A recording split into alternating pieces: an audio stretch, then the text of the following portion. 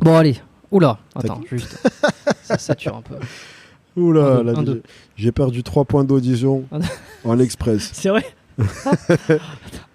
Attends, je vais quand même baisser un tout petit peu. C'est bon? Ah, c'est parfait. Bon, écoute, ça fait plaisir, on est lancé. On est lancé. Lançons-nous. Attends, hop, ici, Najbi Fit sur le podcast biomécanique. La revanche. La revanche, exactement. Voilà, le match retour. En présentiel. Alors, je vais essayer de... On fait le podcast en présentiel aujourd'hui à Bali. C'était l'occasion, comme tu es ici, on s'est dit, tiens, on va faire un épisode 2 parce que tu étais venu sur le podcast il y a 2 ans. Ouais. Il y a 1 an, 2 ans, je sais plus, j'ai du mal avec les dates, les gens le savent, c'est pas grave. Et on s'est dit, on va le faire en présentiel. Donc, on a le setup, on a les caméras. Peut-être que si vous le regardez sur YouTube, vous pouvez voir la merveilleuse... On joue les petits minois. Exactement, la qualité. Donc, je vais essayer de gérer avec les différentes caméras. C'est moi qui agis en direct. Et puis voilà, donc on avait fait un épisode il y a 2 ans comme ça, hein. Que j'avais intitulé je crois, absurdités et mensonges dans le milieu du fitness. Quelque chose comme ça, qui a bien marché. Et tu sais que ce podcast se positionne très bien. Je pense aussi, honnêtement, que c'est dû au fait que tu bien progressé sur les réseaux. Ouais. Depuis. Alors, tu avais déjà une sacrée visibilité Ouais. dans le milieu du fitness, musculation quand même à Ouais. l'époque. Donc, tu as bien progressé. Tu fais des vidéos qui cartonnent. Ouais. Ça sera l'occasion d'y revenir. Moi, j'ai des questions un peu sur comment tu t'y prends, Ouais. les sujets que tu décides de choisir. Ça, c'est assez fou. Et puis, un peu toute cette tendance fitness. Allez. Où va le monde de Où la va le muscu, monde? où va le monde des apparences. Allez. Est-ce que c'est vraiment utile que je te demande de te présenter? Bah bien sûr. Allez, vas-y. Je n'ai pas cette prétention, voyons. Bah écoute, je m'appelle Najib, plus connu sous le nom de Naj ou de Najb Fit. Je suis coach sportif en ligne et plus généralement coach depuis 2013.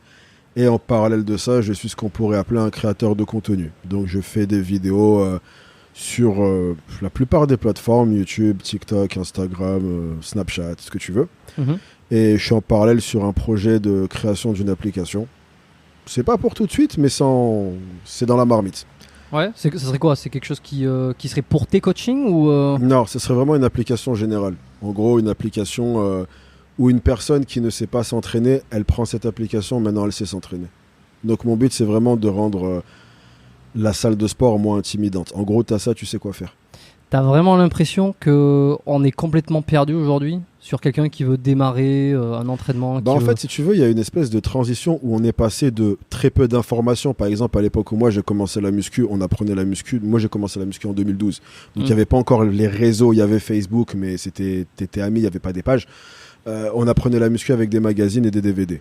Donc il y avait très peu d'infos. Et c'était souvent les magazines, ils te mettaient la séance de Ronnie Coleman, de machin, qui étaient des bodybuilders pro, chargés, etc. Donc toi, t'étais un peu gueulard. Ensuite, on a eu une espèce d'évolution où on a eu une bonne abondance d'informations. C'était un peu le bon juste milieu. Ouais. Et là, on est rentré dans une phase où on a une sorte de surabondance d'informations où maintenant, on a tendance à s'y perdre, en fait. T'entends beaucoup d'avis qui vont aller les uns contre les autres, etc. Donc, paradoxalement, le fait qu'on ait autant d'informations, ça fait que beaucoup de gens sont perdus, en fait. Ils savent pas à qui croire, quoi écouter. Et c'est un peu ça le but que j'ai, c'est de vraiment simplifier ce processus. Et toi, tu as fait le choix sur ton contenu YouTube. Ouais. Est-ce que c'est celui qui a cartonné le plus vite, non? Avant ton Instagram ou les deux en même temps? Bah, de base, moi, j'ai commencé par Instagram. T'as commencé par Instagram? Mon Instagram, c'est ma première plateforme. Je me suis lancé sur Instagram. Ouais. Et après, j'ai pris YouTube au sérieux. J'avais déjà 2 ans d'Instagram dans les pattes. En gros, j'ai lancé mon Instagram en 2018 et j'ai lancé YouTube en 2020. Et alors pourquoi tu as fait ce choix de ne pas parler de comment s'entraîner, comment 3 exercices pour prendre des biceps, comment sécher, etc. T'as fait ce choix de ne pas parler de tout ça sur ta chaîne YouTube et plutôt aller prendre des sujets d'actualité, expliquer, le ramener au domaine un peu social? Parce que en fait, mon but, c'est toujours de me demander où est-ce que je peux être le plus utile. Et en fait, si j'observe la plupart des gens qui ont des problématiques liées au sport, beaucoup c'est sur le mental en fait. Donc, selon moi, j'ai l'impression d'être beaucoup plus utile en venant aborder les problématiques psychologiques qui sont ce qui, selon moi, freine la plupart des gens, que te dire, ok, 3 exercices pour développer ses fessiers, alors qu'il y a une surabondance de ça. En fait, on les connaît, les exercices. La plupart des gens qui n'arrivent pas à développer leurs fessiers, le problème, c'est pas parce qu'ils n'ont pas les bons exercices. C'est parce que mentalement, ils ont des soucis en termes de comment m'organiser, ou j'arrive pas à me motiver à la salle, ou j'ai l'impression de ne pas progresser assez vite, ou j'ai l'impression de me comparer aux autres, ils sont meilleurs que moi. Ça, c'est des problématiques qui freinent beaucoup plus de gens que ne pas savoir qu'un développé couché travaille les pecs. Tu vois. Donc, ce contenu, après, je l'ai fait à l'époque. J'ai des vieilles vidéos qui en parlent, si tu veux, il y a le lien. Mais à l'heure actuelle, j'ai l'impression d'avoir un beaucoup plus gros impact en parlant de psychologie et de mindset qui se trouve derrière le sport que de technique en termes de comment effectuer un exercice. Après, d'autant plus que pour moi, ça ne mérite pas d'y consacrer une vidéo de 20 minutes. Tu vois, je le fais sur Instagram en 1 minute 30 et ça me suffit. Tu vois, le contenu... Oui, tu le fais sur Instagram. Voilà. T'as un double truc d'ailleurs où tu fais des vidéos drôles, comiques. Ouais. Et en même temps, t'as aussi ce contenu où tu fais des contenus courts sur des tips, des trucs très rapides. Voilà. Et pour moi, ça bien, suffit. ça. En 1 minute 30, je peux te dire quels sont des bons exercices pour les pecs. On n'a pas besoin de s'asseoir pendant un quart d'heure et que je te dise que le développé couché ou le pec deck, ils font les pecs, tu vois. J'en ai discuté avec, je t'ai dit tout à l'heure, là, j'ai reçu From Human to God. Ouais. Il n'y a pas longtemps, donc super moment que j'ai passé avec lui. Ok. Et j'y pense, je rebondis parce qu'on est dessus. Ouais. Sur le sujet du fitness, j'ai eu l'impression à un moment donné que ça s'essoufflait, grave. Tu vois qu'il y avait beaucoup moins de... Alors je sais pas si c'était avec le Covid ou pas. Ouais. Qu'il y a eu un gain d'intérêt pour le MMA et les sports de combat. Ouais. Et alors je lui ai demandé si lui, parce que ça fait aussi très longtemps qu'il est là hein, dans le milieu. Quoi. C'est un des premiers, lui. C'est un des premiers, exactement. Donc tu vois, il a vu ça de près. Je lui ai demandé s'il avait senti une baisse de tendance dans les envies des gens de vouloir s'entraîner, de s'intéresser au fitness, au corps, tout ça. Il m'a dit pas tellement, ça a toujours été plutôt stable de son côté. Pour lui, toi, dans son cas perso, ouais, est-ce que lui, il a eu moins envie de s'entraîner? Non, pas dans son cas perso, ça. Non, de manière générale, des gens. Ok, est-ce que les gens ont moins envie de s'entraîner? Ouais. Non, je pense pas. Je pense pas. C'est juste qu'après, tu as des sports qui émergent et forcément, l'attention va se diriger dessus parce que c'est le nouveau truc. Mais l'engouement pour la musculation, non, c'est le même parce que de toute façon, il y a les réseaux, il y a la vraie vie. Et les salles de sport, elles désemplissent pas, au contraire. Pour pratiquer ce sport depuis 12 ans, la fréquentation des salles de sport et l'engouement que tu vois, il augmente. Tu vois. Donc non, c'est beaucoup trop solide, il n'y a pas d'essoufflement. T'as remarqué des demandes bizarres des trucs récemment ou dans les dernières années. Je veux plus de ça, je veux plus sécher, je veux être plus gros. Est-ce que des choses qui sont corrélées avec des tendances, tu sais, sur ce qu'on voit sur les réseaux par exemple. Bien sûr. Ouais. Bien sûr. Ça fait partie des choses qui m'ont poussé à démarrer ce type de contenu sur ma chaîne. Parce que par exemple, tu avais une tendance qui, moi, me faisait péter un câble, c'est ce qui s'appelait le heroin chic. C'est quoi ça? En gros, le heroin chic, c'est une tendance qui date des années, je crois, 90, où en gros, c'était une tendance d'être le plus maigre possible. En gros, heroin chic, je vais pas te faire un dessin, c'est le nom d'une drogue. Ouais. Et en gros, c'est avoir un look qui, plus ou moins, se rapproche d'une personne qui consommerait cette drogue. Donc, il y avait le style vestimentaire, des vêtements déchirés, des grosses cernes, tu fumais clope sur clope, et il y avait la maigreur extrême, en fait. Et donc, tu avais des filles qui m'envoyaient des photos de meufs où on voyait leurs côtes, etc. Elles me disaient, je veux ça. Tu vois, en gros... D'accord, donc la maigreur extrême, quoi. L'héroïne chic, l'identité du truc, c'est justement qu'on voit tes côtes, que tu ressembles à quelqu'un qui tape de l'héros, en fait. Donc, j'ai pu avoir des demandes qui étaient à ce sujet-là, etc. Enfin, non, il y a des demandes qui vont avec... les choses qui sont un peu à la mode. Ça, c'est les filles qui venaient te demander en message privé. Est-ce que tu peux me donner En gros, dis-toi que dès que quelque chose est dans la tendance, des gens vont vouloir suivre cette tendance. Et vu qu'ils connaissent pas les dessous de ce que ça demande, forcément, ils pensent qu'un coach peut faire ça. Par exemple, tu as des filles qui venaient pendant des années, qui venaient me donner des photos de Kim Kardashian en me disant, ok, je veux des cuisses minuscules et des fesses énormes. J'ai dit, d'accord, va en Colombie. Oui. Tu vois, mais pareil, et là encore, et je parle de filles, mais pour mecs c'est pareil, tu vois, où t'as des gens qui vont te sortir, parce qu'il y a une sorte de banalisation des gros physiques maintenant, dans le sens où tout le monde pense que c'est quelque chose qui se fait en un clin d'œil, donc t'as des gens qui vont me sortir le physique de Henry Cavill, ou tu vois, des mecs comme ça, et me dire, ok, la première question que je pose aux gens qui veulent des programmes, c'est quoi ton objectif? Et ils me sortent une photo de Henry Cavill en me disant, je veux ça. Okay. C'est un peu comme quand tu vas chez le coiffeur, tu sais. Ouais. Tu montres la photo de la gueule de la coiffure de ta star. C'est plus ou moins réalisable, sauf que pour le physique. Voilà. Là, c'est pas pareil. Tu vois, je peux pas avoir où tu me sors le physique de, tu vois, Michael B. Jordan dans Creed, etc. Et que tu me dis parce que il y a une banalisation et parce que ces mecs en interview ils disent alors moi j'ai fait ça en mangeant du poulet et du riz du matin au soir. Tu vois, donc en gros. Tu vas avoir ce genre de demande. Dès qu'il y a un mec qui défraie un peu la chronique, dès que tu vois un film qui pète avec un mec qui sort un physique de barge, direct, tu sais que ça va être la demande. Il y a Thor Love and Thunder qui sort, il y a Chris Hemsworth dedans, il a un physique de psychopathe. Ok, t'as des demandes en coaching par rapport à ça. Tu l'as vu son application là qu'il a sorti? Enfin, c'est pas lui qui a sorti l'application, il s'est fait sponsor. Il y a une sacrée. J'allais en faire une vidéo et je sais plus pourquoi je l'ai pas faite.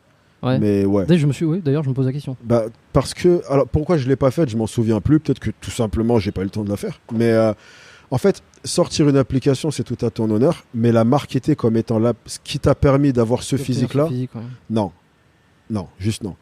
Et tu vois, pareil, sortir ton. En fait, mettre ton physique comme argument de vente, c'est un truc que tu peux jamais faire, en fait. Encore moins quand tu fais ce que nous, on sait qu'ils font et quand tu vas avoir une audience qui est composée de millions de personnes. J'ai trouvé vraiment très immoral le fait qu'il fasse cette appli, surtout pour un mec qui a pas besoin de ça. Il est pété de thunes, en fait. Est-ce que tu crois que les mecs, à un moment donné, ils sont tellement... attends, là, j'ai des photos, je vais l'afficher à l'écran, comme ça les gens pourront voir. Est-ce que tu crois que les mecs, pour quelles raisons, ils continuent à s'engouffrer dans un espèce... Ils ont l'impression d'avoir un bouclier non pénétrable. C'est assez bizarre. Et c'est pareil, j'en parlais avec Efkan, c'est tout le monde, ou plus ou moins, est au courant, qui prennent des produits qu'ils n'ont pas, eu ce physique. Parce que nous, en fait, on ne se rend pas compte, mais parce que nous, on est du milieu. Mais les pratiquants de musculation ne représentent même pas 5% de la population. Et pourquoi personne ne dit rien, tu vois ? Il y a une espèce d'hypocrisie générale, selon toi. Hein. Pas personne ne dit rien. Nous, on en parle. Mais en fait, nous, on représente une frange minuscule de la population. Donc forcément, on n'a pas cet impact en termes de notoriété. Ça veut dire que même moi, qui suis relativement installé dans le milieu du fitness... Quand même. Bah, au final, à l'échelle française, je suis même pas dans le top 100. Tu vois ? Donc, on n'est pas... On est une niche. Donc même si nous, on va venir dénoncer ces choses-là, ça n'a pas le même impact que si quelqu'un de mainstream dénonçait ces choses-là. Donc maintenant, le mec, nous, on va savoir. Ça veut dire que, ok, 3-4% de la population savent, mais tu as le 96% mainstream qui ne savent pas. Et quand Chris Hemsworth ou Michael B. Jordan ou Henry Cavill vont faire le truc de... Alors moi, je me suis entraîné 5 fois par jour, je me levais à 3h du mat et j'allais faire 600 km de course avant d'aller faire 300 mètres à la nage et que je revenais, je faisais 5 saltos. Ils vont le croire parce qu'ils n'ont pas le cadre de référence que nous on peut avoir, ils connaissent pas ce que nous on connaît en fait. Donc ces mecs-là peuvent dire ces choses-là et les gens vont juste se dire ah donc c'est une question de volonté. Chose qui est la raison pour laquelle je suis aussi opposé à ce genre de discours parce que maintenant des gens vont aller faire ce que vous dites en fait. Et de toute façon ils vont se rendre compte que ça fonctionne pas. Hein. Ouais mais à quel prix en fait parce que maintenant tu vois ça et te dis ah donc c'est ça la solution qui va changer ma vie. Et quand tu le fais et que ça change pas ta vie en fait ça peut en foutre certains dans un état psychologique qui est très dangereux. Tu vois, c'est pour ça que je suis aussi contre, parce que faire des choses que tu caches, ok, pourquoi pas. Tu vois, on a tous une raison de le dire ou de le cacher, je comprends. Je l'ai dit, j'aurais pu le cacher. Mais venir mettre en avant des choses pour couvrir ce mensonge en disant, alors en fait, j'ai mangé 9 fois par jour et en sachant très bien que tu as une audience et que des gens vont le faire, ça, tu peux que savoir l'impact que ça peut avoir, en fait. Donc là, ça rentre immoral. Donc même pour ces mecs-là, ne dis rien, c'est tout. On te dit comment t'as ce physique, ouais, j'ai tout fait pour l'avoir. Ok, prochaine question. Ouais, c'est facile. Pourquoi tu commences à rentrer dans des trucs de oui, alors. T'en as qui disent qu'ils s'entraînent 5 fois par jour, en fait. Des gens vont obligés de justifier. Ouais. Mais c'était comme avant qu'ils se fassent démasquer, comment s'appelait-il là Liver King. Liver King, ouais. Mais c'est la même chose. Quand tu vois maintenant, tu sais, dans ses interviews passées, quand on lui demandait, même frontalement, s'il prenait des choses et qu'il disait absolument rien. Ouais. Enfin. Je pense que les mecs sont rentrés dans un autre monde. Où ils se disent je sais que tout le monde sait mais je m'en fous, je continue à... Ou alors je sais pas, je vais convaincre des dernières personnes. En fait, Liver King c'est encore un cas particulier parce que là il y a un objectif mercantile derrière. Dans le cas de Liver King en fait c'est simplement de se dire ok, même si 80% de la population sait, 20% ça fait beaucoup de monde en fait. Un mec qui est suivi par... Il avait 1 million d'abonnés, il doit en avoir beaucoup plus maintenant. Je suis pas bon en maths mais je te laisse faire 20% de 1 million, c'est 200 000. Ouais. 200 000 personnes qui te croient et qui du coup vont être crédules au point d'acheter ce que tu proposes. Si tu vends un truc à ne serait-ce que 5 €, ok, maintenant tu as fait 200 000 fois 5. Et alors qu'est-ce que tu penses de cette théorie qui me vient comme ça spontanément, du fait que c'est pas si grave de les flouer au départ parce que ces 200 000 personnes-là vont se mettre au fitness, vont se mettre à la remise en forme grâce à ce subterfuge. Vont se rendre compte au final qu'ils n'atteindront pas le physique de Liver King, c'est évident, mais vont réussir quand même à gagner en performance, à se mettre en forme, et qu'au final, leur avoir menti un petit peu au début, ça a été presque salvateur pour eux. Qu'est-ce que tu penses de ça ? Non, parce que là, c'est du biais du survivant, en fait. Là, je me focalise sur la personne qui a eu une déception et qui, du coup, a réussi à utiliser cette déception à son avantage et à progresser. Mais t'as des personnes où littéralement ça a été le truc qui les a foutus au fond et ils se relèveront plus.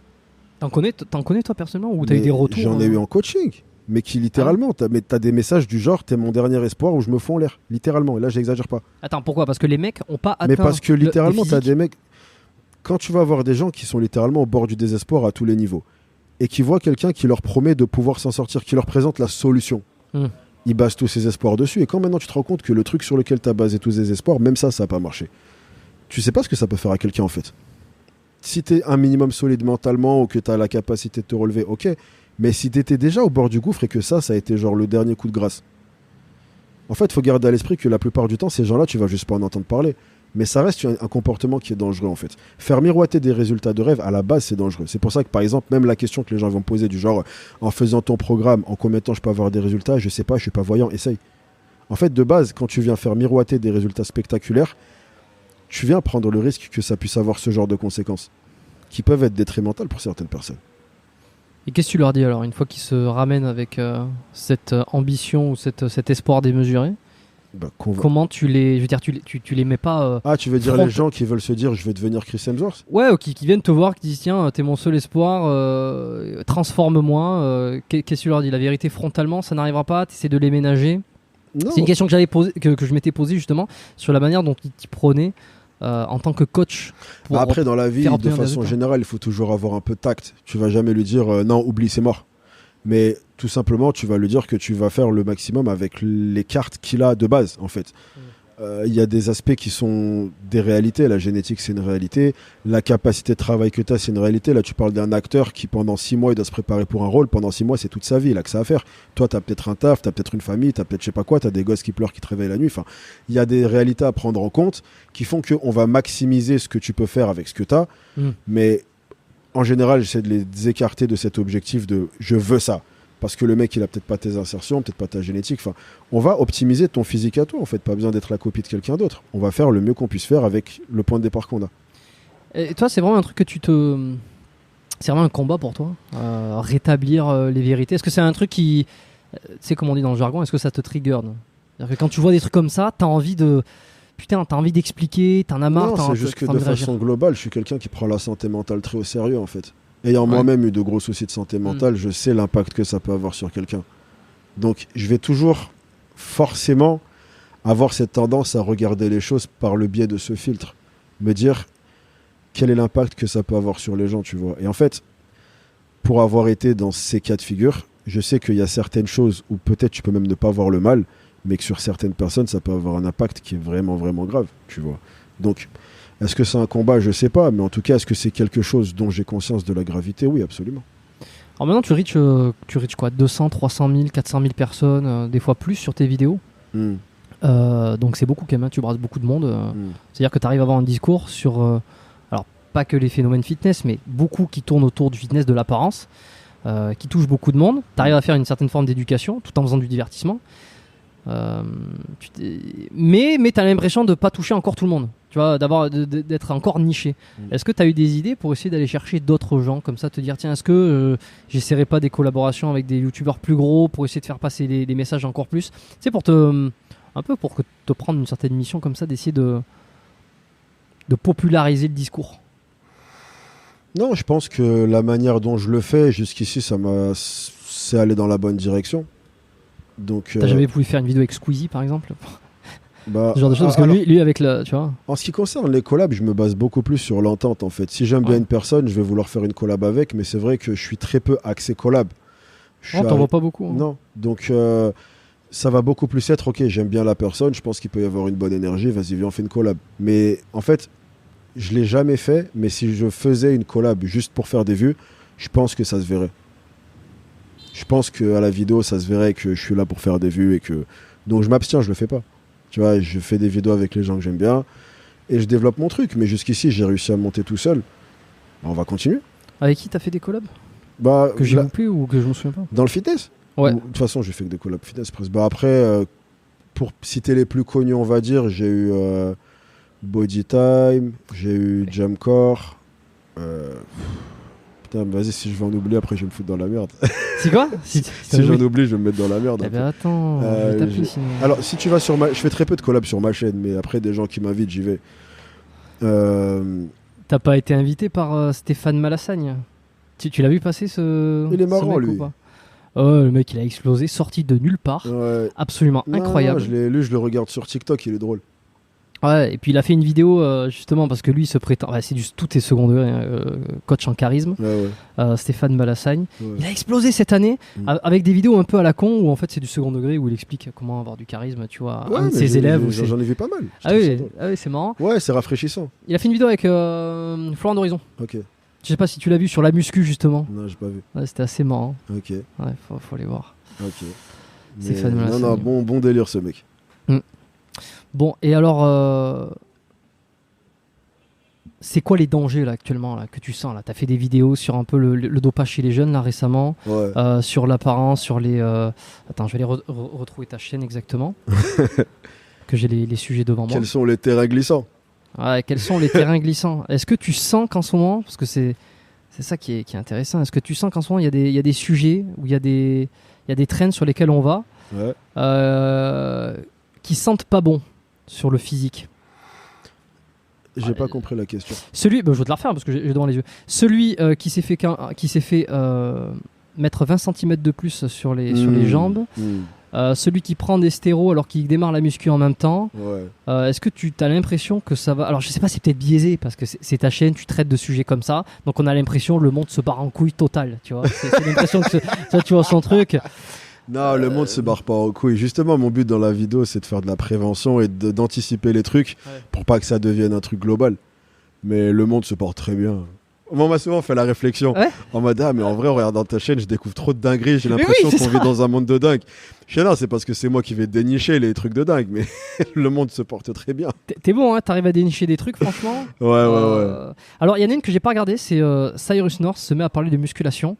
Il y a un biais extrêmement négatif. On se dit, oulala, il va taper dessus. Ah, tout le monde a cru ça.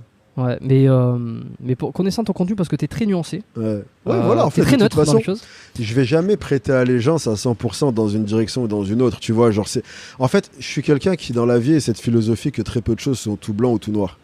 Donc de base, en fait, c'est cette philosophie-là que je ramène dans mes vidéos. Ça veut dire que même quelque chose où je vais pas être d'accord, je vais quand même analyser l'antithèse et donner le bénéfice du doute, ou en tout cas, ok, je le raccorde, ça, c'est vrai. Maintenant, par contre, c'est vrai que je suis pas d'accord avec ça.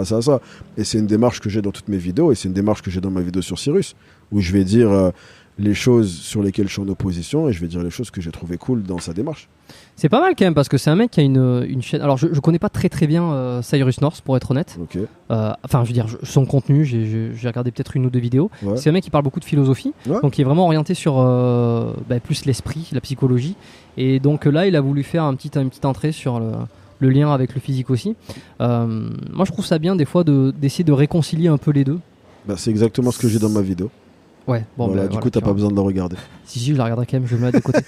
Mais c'est ça, tu connais le précepteur aussi. Ouais, j'ai fait un épisode avec lui où pareil, c'est le but, enfin, c'est pas le but, mais on a parlé un peu de c'était le titre, comment réconcilier le corps, l'esprit.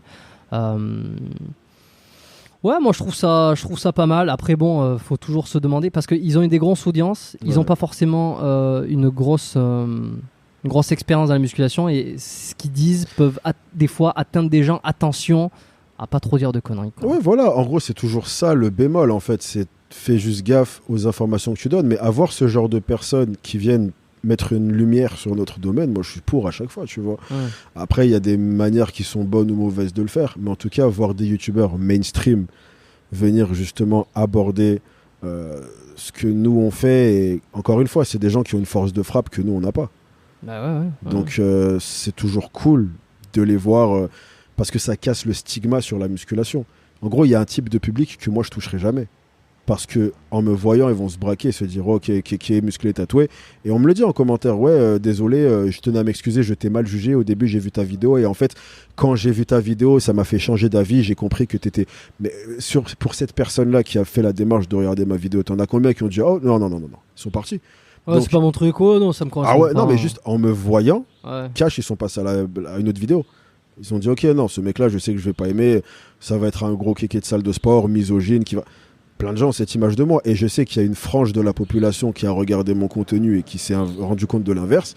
Il y a une frange de la population que je ne toucherai jamais. Ces mecs-là peuvent la toucher.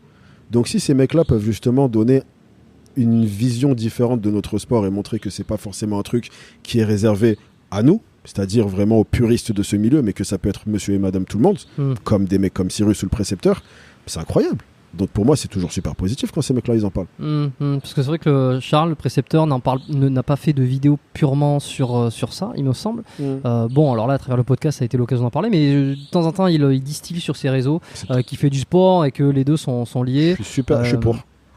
Qui s'entraînent. Et de toute façon, j'ai été pour à chaque fois que ça a été genre un youtubeur au mainstream, que ce soit Inoxtag, Mastu, n'importe lequel de ces mecs. Dès qu'ils ont montré leur transformation, McFly et Carlito qui ont fait une sorte de transformation, je crois, sur 1 an, etc. C'est toujours positif en fait. Ça montre une image beaucoup plus accessible de notre sport. Ce qui est incroyable. Inoxtag, assez impressionnant aussi, parce qu'il a pas besoin de ça. Alors, on dirait que là, il veut vraiment orienter son truc sur des expériences sportives. Alors après, je ne suis pas consommateur de son contenu. Je sais juste qu'il avait fait une transformation. Ouais, avec Manga Workout. Tiens. Voilà. Mais sinon, j'ai pas creusé les détails de trucs. J'ai vu ça passer. Je me suis pas penché dessus. Son dernier truc là, c'est de vouloir gravir l'Everest, je crois. Ah ok. Ouais. Attends, Inoxtag. Je vais vérifier ça en direct live. Inoxtag. Oui, bah ici on est en direct live, on s'en fout. Ouais, Everest, c'est ça. Ok. Le défi le plus ambitieux d'Inoxtag. Bon, j'ai pas creusé le truc, mais apparemment ça fait un peu. Les gens se disent, mais attends, il est fou, c'est le youtubeur, il commence à vouloir faire n'importe quoi, vouloir gravir l'Everest. C'est vrai qu'a priori, Yamasini, bon, l'Everest c'est censé être un truc qui est réservé à vraiment les sportifs de haut niveau, quoi. Non, mais après il veut tout simplement exprimer des choses qu'il a envie d'exprimer, il a envie de faire des trucs qu'il a envie de faire. Tu sais, t'évolues en tant que personne. Donc des fois t'as des gens qui sont attachés à ce que tu faisais avant, mais le truc c'est que tu changes. Ah, c'est beau, ouais, c'est les mecs qui avancent, putain. C'est les mecs qui avancent, qui font des trucs, qui essaient de base, pareil, tu vois, des gens qui vont dire, ouais. Qu'est-ce que tu veux critiquer, non, mais je veux dire, des gens qui vont dire, ouais, non, mais quand même, depuis avant, t'as changé. Je dis, mais ça fait 4 ans que tu me suis. Ben non, mais heureusement que j'ai changé. T'as pas changé, toi, en 4 ans? Oui. Puis surtout que c'est bon, quoi. Je veux dire, des fois, tu fais le tour. Ouais, mais voilà, tu n'es plus là. Tu évolues, tu as des. Voilà. T'as des influences différentes, tu vas dans des directions différentes. Mon contenu du début et mon contenu de maintenant, c'est le jeu. Il n'y a rien à voir. C'est 2 mondes. Bon, on me l'a fait plus trop aujourd'hui, mais c'est vrai que j'ai eu pendant une certaine période avec le podcast, puisque bon là il y a plus de 160 épisodes, c'était, je traitais beaucoup, j'en ai déjà parlé, mais je traitais beaucoup des sujets autour de la musculation, du fitness, des blessures. C'était aussi dans mon activité un peu pro, tu vois, où j'étais là-dedans. Et au fur et à mesure, j'ai commencé à expérimenter d'autres choses.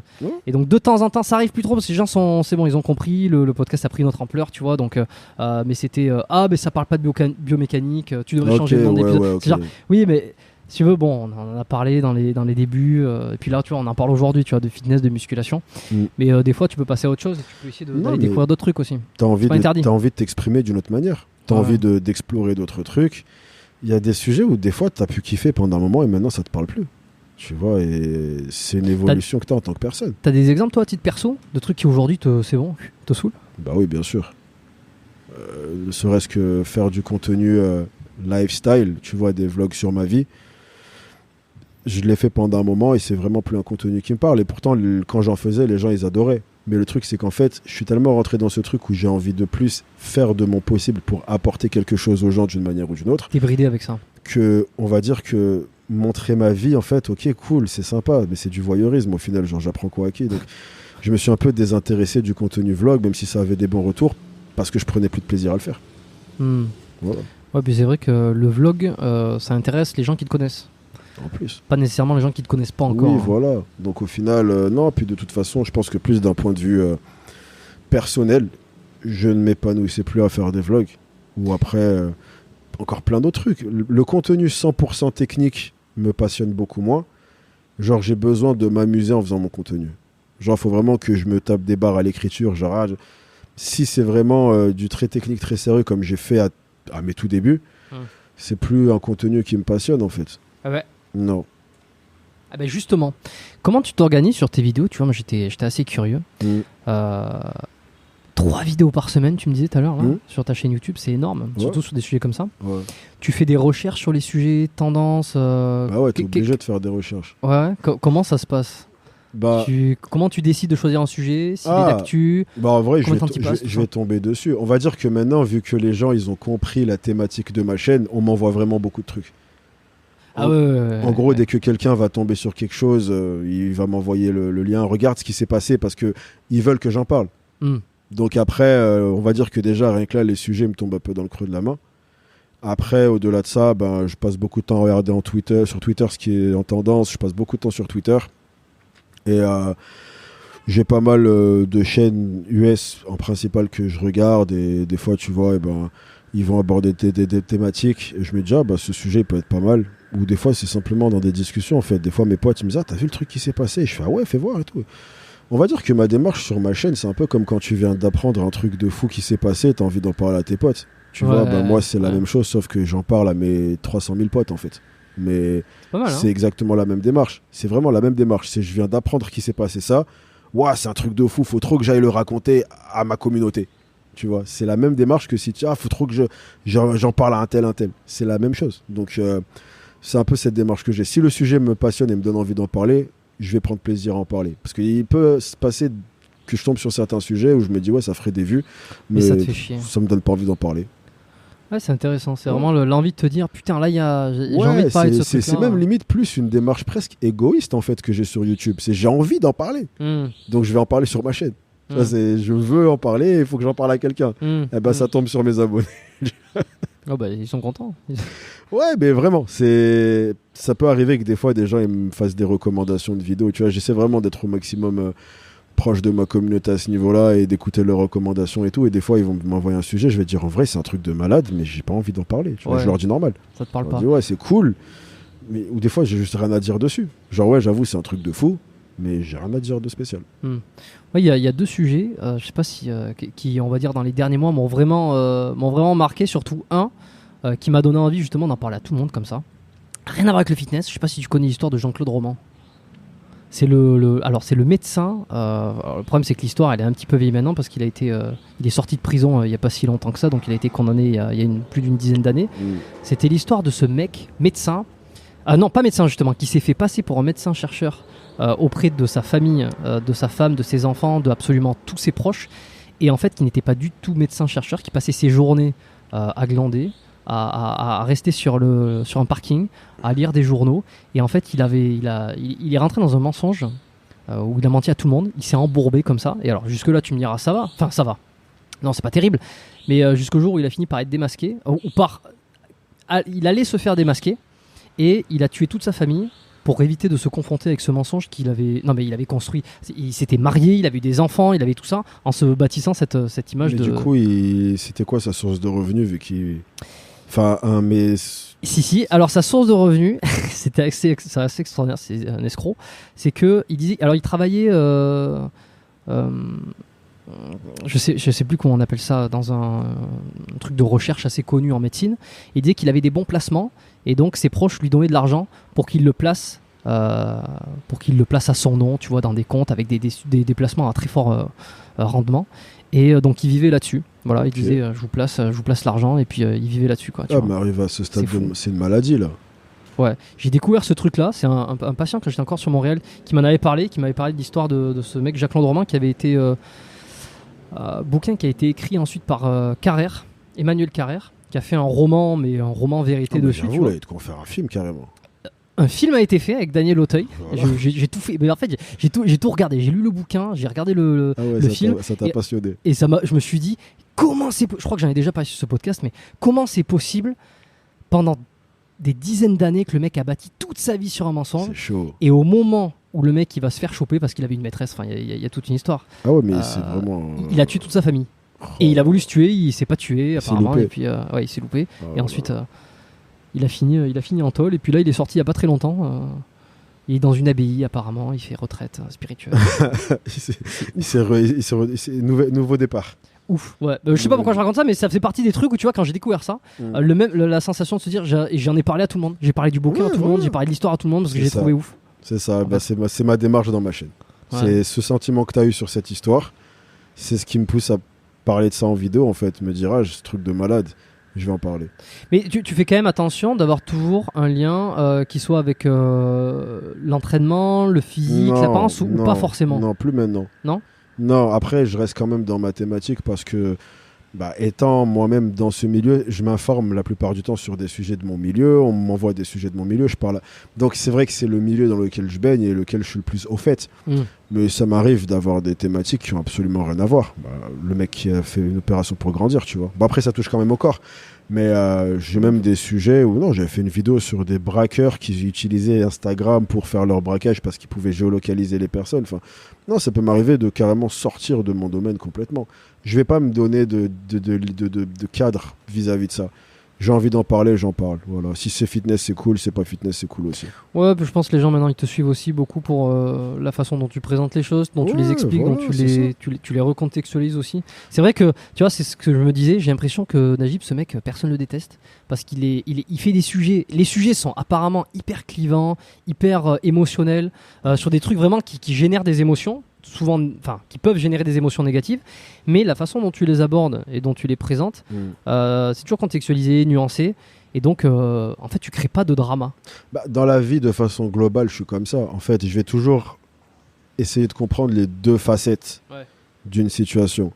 Après, pour revenir aux propos de base, Najib, personne ne le déteste. Si, t'inquiète pas, j'en ai plein qui me détestent. Ah ouais? Ah oui, mais c'est Internet, t'es obligé. Qui c'est qui te déteste? Des gens.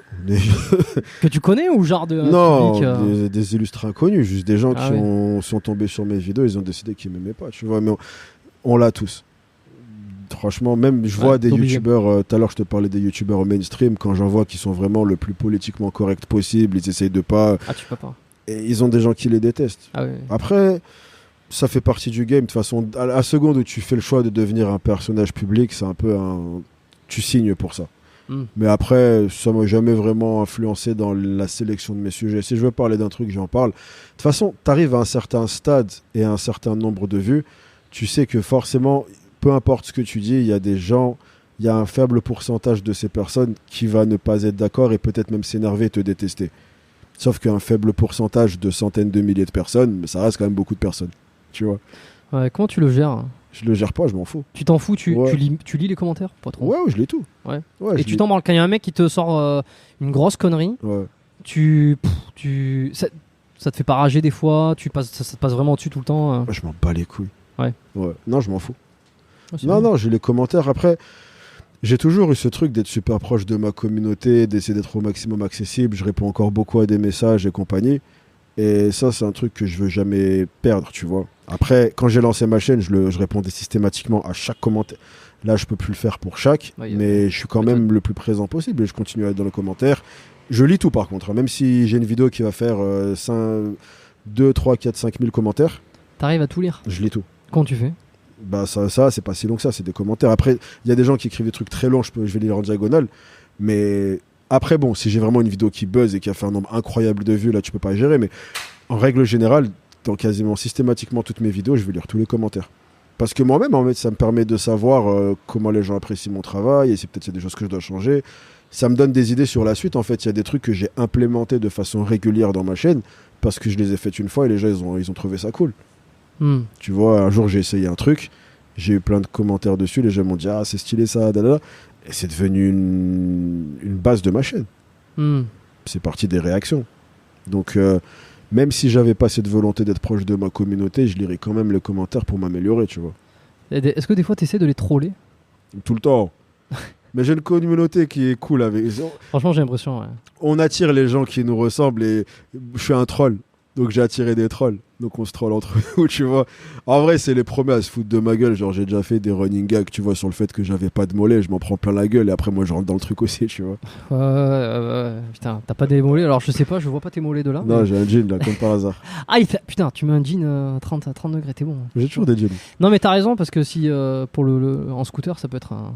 Ouais, c'est pour ça. Ça peut être dangereux. Mais ouais, honnêtement, j'ai une communauté qui va pas hésiter à se foutre de ma gueule.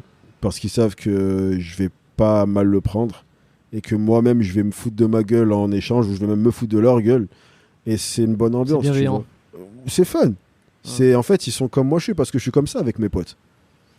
Tu penses aussi que d'une certaine façon, ce que tu dis dans tes vidéos, les messages que tu fais passer, ça éduque ton audience, qui fait qu'elle est beaucoup moins susceptible, tu vois, elle comprend les choses. On va dire que de toute façon, mon contenu va un peu éloigner le genre de personnes qui veulent du sang Parce qu'en général, ces gens-là vont graviter vers des youtubeurs qui veulent du sang.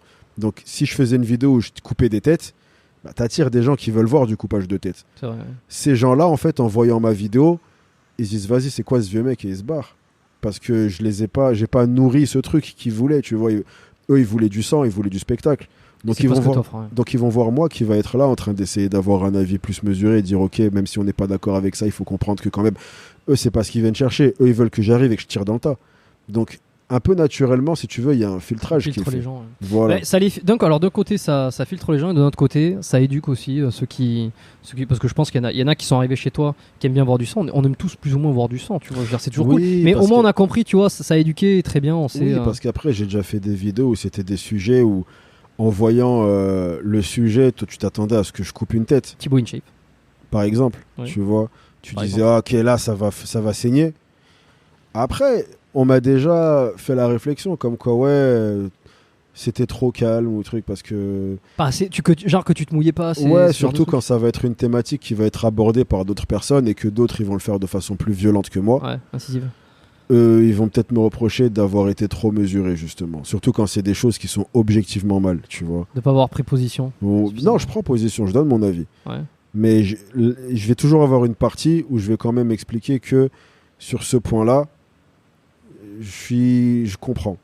Et ils aiment pas ça. Ils veulent pas comprendre. Ils veulent qu'on soit tout blanc ou tout noir. Ils veulent qu'on prête allégeance. Tu vois, la nuance, elle disparaît en fait. De façon générale, pas que sur Internet, la nuance disparaît. Maintenant, si tu dis... tiens, j'avais fait une vidéo sur Andrew Tate et j'avais expliqué que le système qu'il avait monté d'affilier les gens et de leur faire des publicités sur TikTok, c'était du génie. Mais qu'au-delà de ça, il y avait plein de trucs sur lesquels j'étais pas d'accord, on m'a tombé dessus. Parce qu'on m'a dit, mais non, c'est un monstre, il est misogyne. Est-ce que j'ai dit le contraire? J'ai dit que cet aspect de son... Tu vois ce que je veux dire? Mais malheureusement, ça se perd. La nuance, c'est d'une chose. Ouais, et puis comme tu disais, de toute façon, t'as beau te placer d'un côté, de l'autre, entre les deux, de comprendre l'un, de comprendre l'autre, d'essayer de... De toute façon, il y aura toujours des mecs qui aimeront pas, qui vont critiquer. Oui, mais tant que tu connais tes intentions, c'est ce qui compte. Voilà, tu fais les choses qui sont en accord avec tes valeurs, tu transmets les messages que tu as à transmettre, et après tu laisses les dominos tomber où ils doivent tomber, tu vois. Mais c'est pas toujours facile. On peut le conscientiser vite, on peut le oui, voir, après, on peut le rationaliser, mais c'est difficile à vivre des fois. Bon, je vois Bon, c'est pas pour ramener le truc, mais des fois je vois des commentaires. Je me dis, mais peu importe ce que je dis, il y aura toujours un connard pour dire pour dire que j'ai pas pris le bon truc, le bon sujet. Mais c'est bien. T'imagines si personne te challengeait, ce serait ennuyeux. C'est logique qu'il y ait des personnes qui sont pas d'accord. C'est ce qui rend le truc fun. Parce qu'après, tu peux remettre en question ta position, tu vois.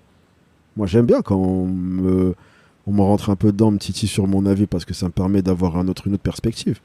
T'as eu quelqu'un qui t'a dit, qui a fait un commentaire, qui a dit quelque chose, qui a remis un peu en perspective les choses de ton côté? Parce qu'un commentaire a réussi déjà à te faire douter sur des propos que tu as eus ou te faire dire... Plein de fois. Ouais, plein de fois.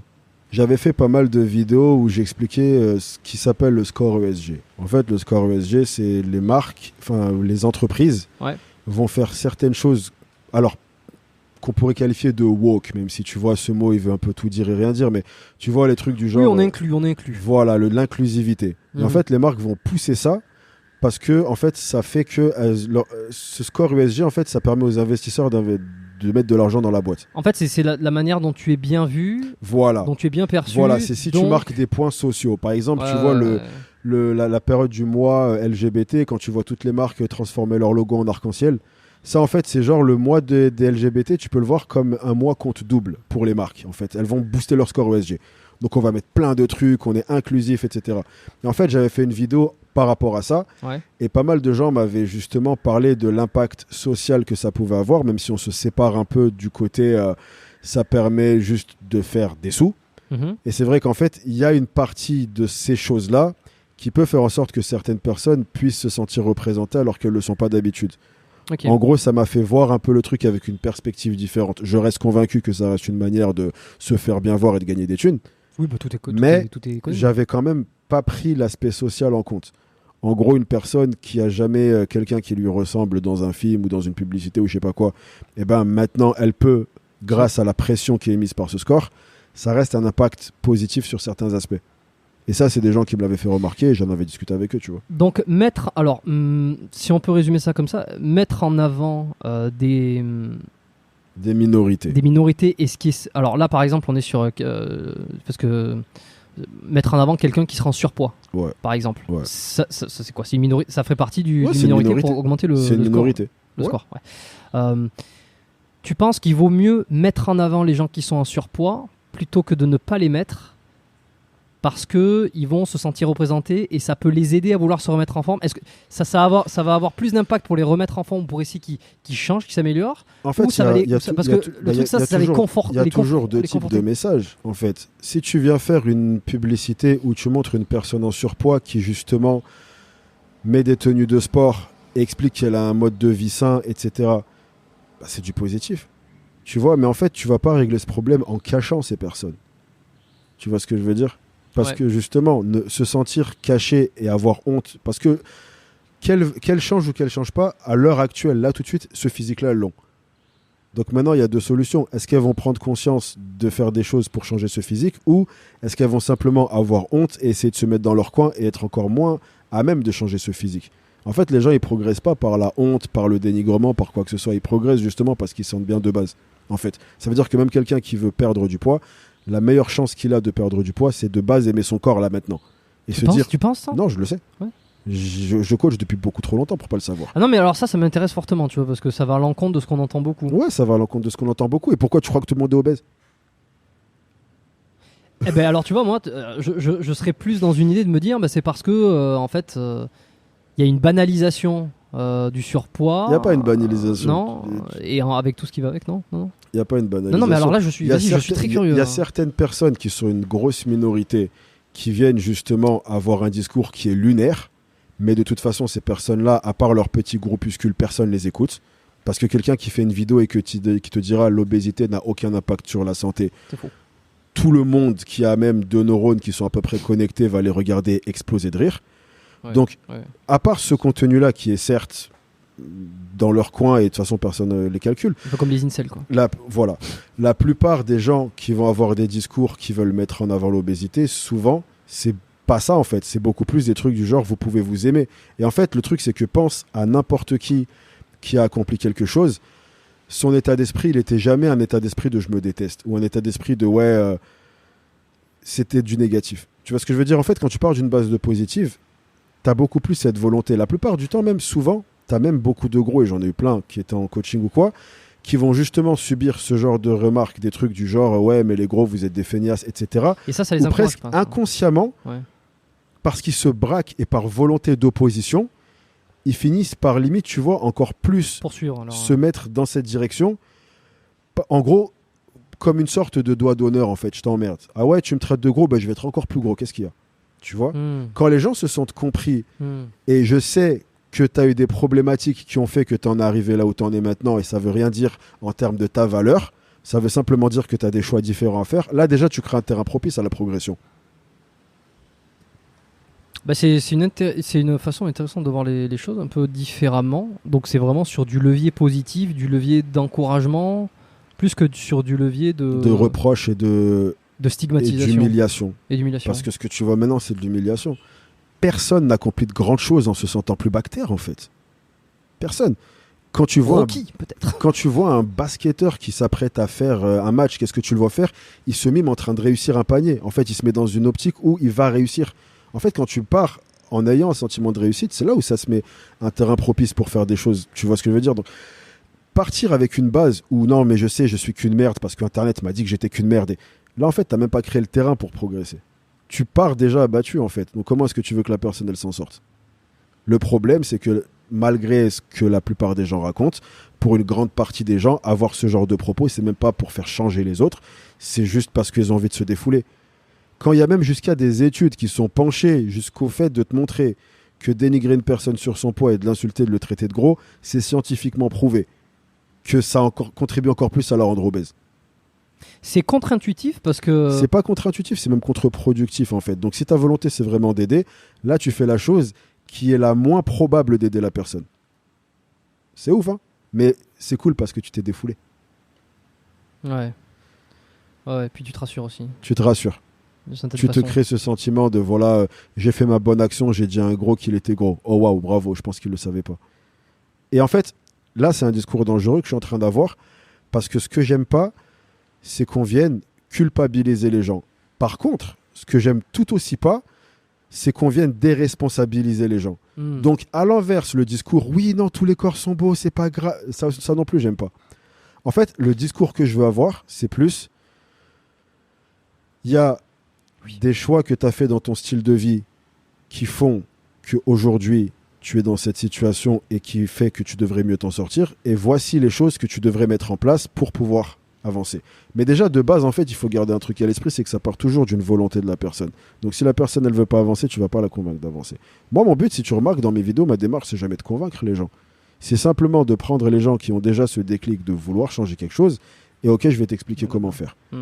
Mais au final, je reste quelqu'un qui est convaincu que chaque personne a son destin en main, en fait. Je peux pas te forcer à vouloir changer. Si tu veux changer, je vais t'aider.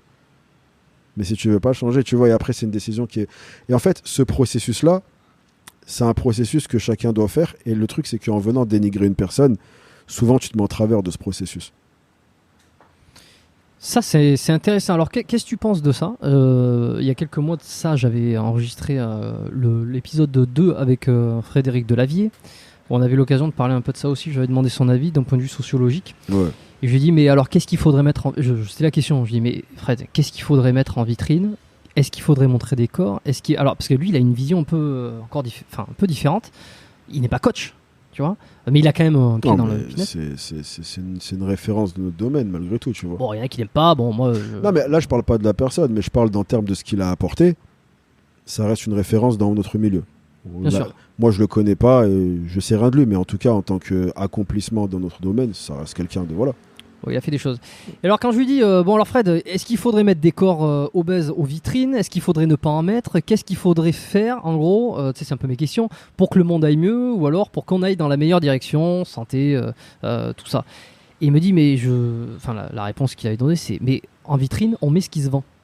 Donc il n'y a pas de, on met ça parce que on veut que les gens aillent mieux, on met ça parce qu'on veut brider les gens. Non, on met ce qui se vend. Donc si la tendance, elle est à ce qu'on veut faire accepter les grosseurs des gens et que ça devient une tendance commerciale, les vitrines vont... Alors peut-être avec le score ESG que tu m'as dit, c'est intéressant, tu vois, de prendre en compte ce truc-là. Bah oui, mais de toute façon, la réponse, elle se trouve là dans la plupart des situations que tu vois dans le monde du commerce. Que ce soit, si tu vois... H&M ou n'importe qui, n'a absolument rien à branler, que tu sois gros, petit, gros, maigre, musclé ou quoi. Ce qui importe, c'est de comment tu vas te ressentir. Ce qui importe, c'est qu'ils vendent ses vêtements. Et c'est que si les tendances est de montrer des gens qui sont un peu en surpoids... Ils veulent des sous. Mais moi, je pense surtout que c'est un débat stérile, en fait. Pour moi, le cœur du débat, il devrait même pas être là.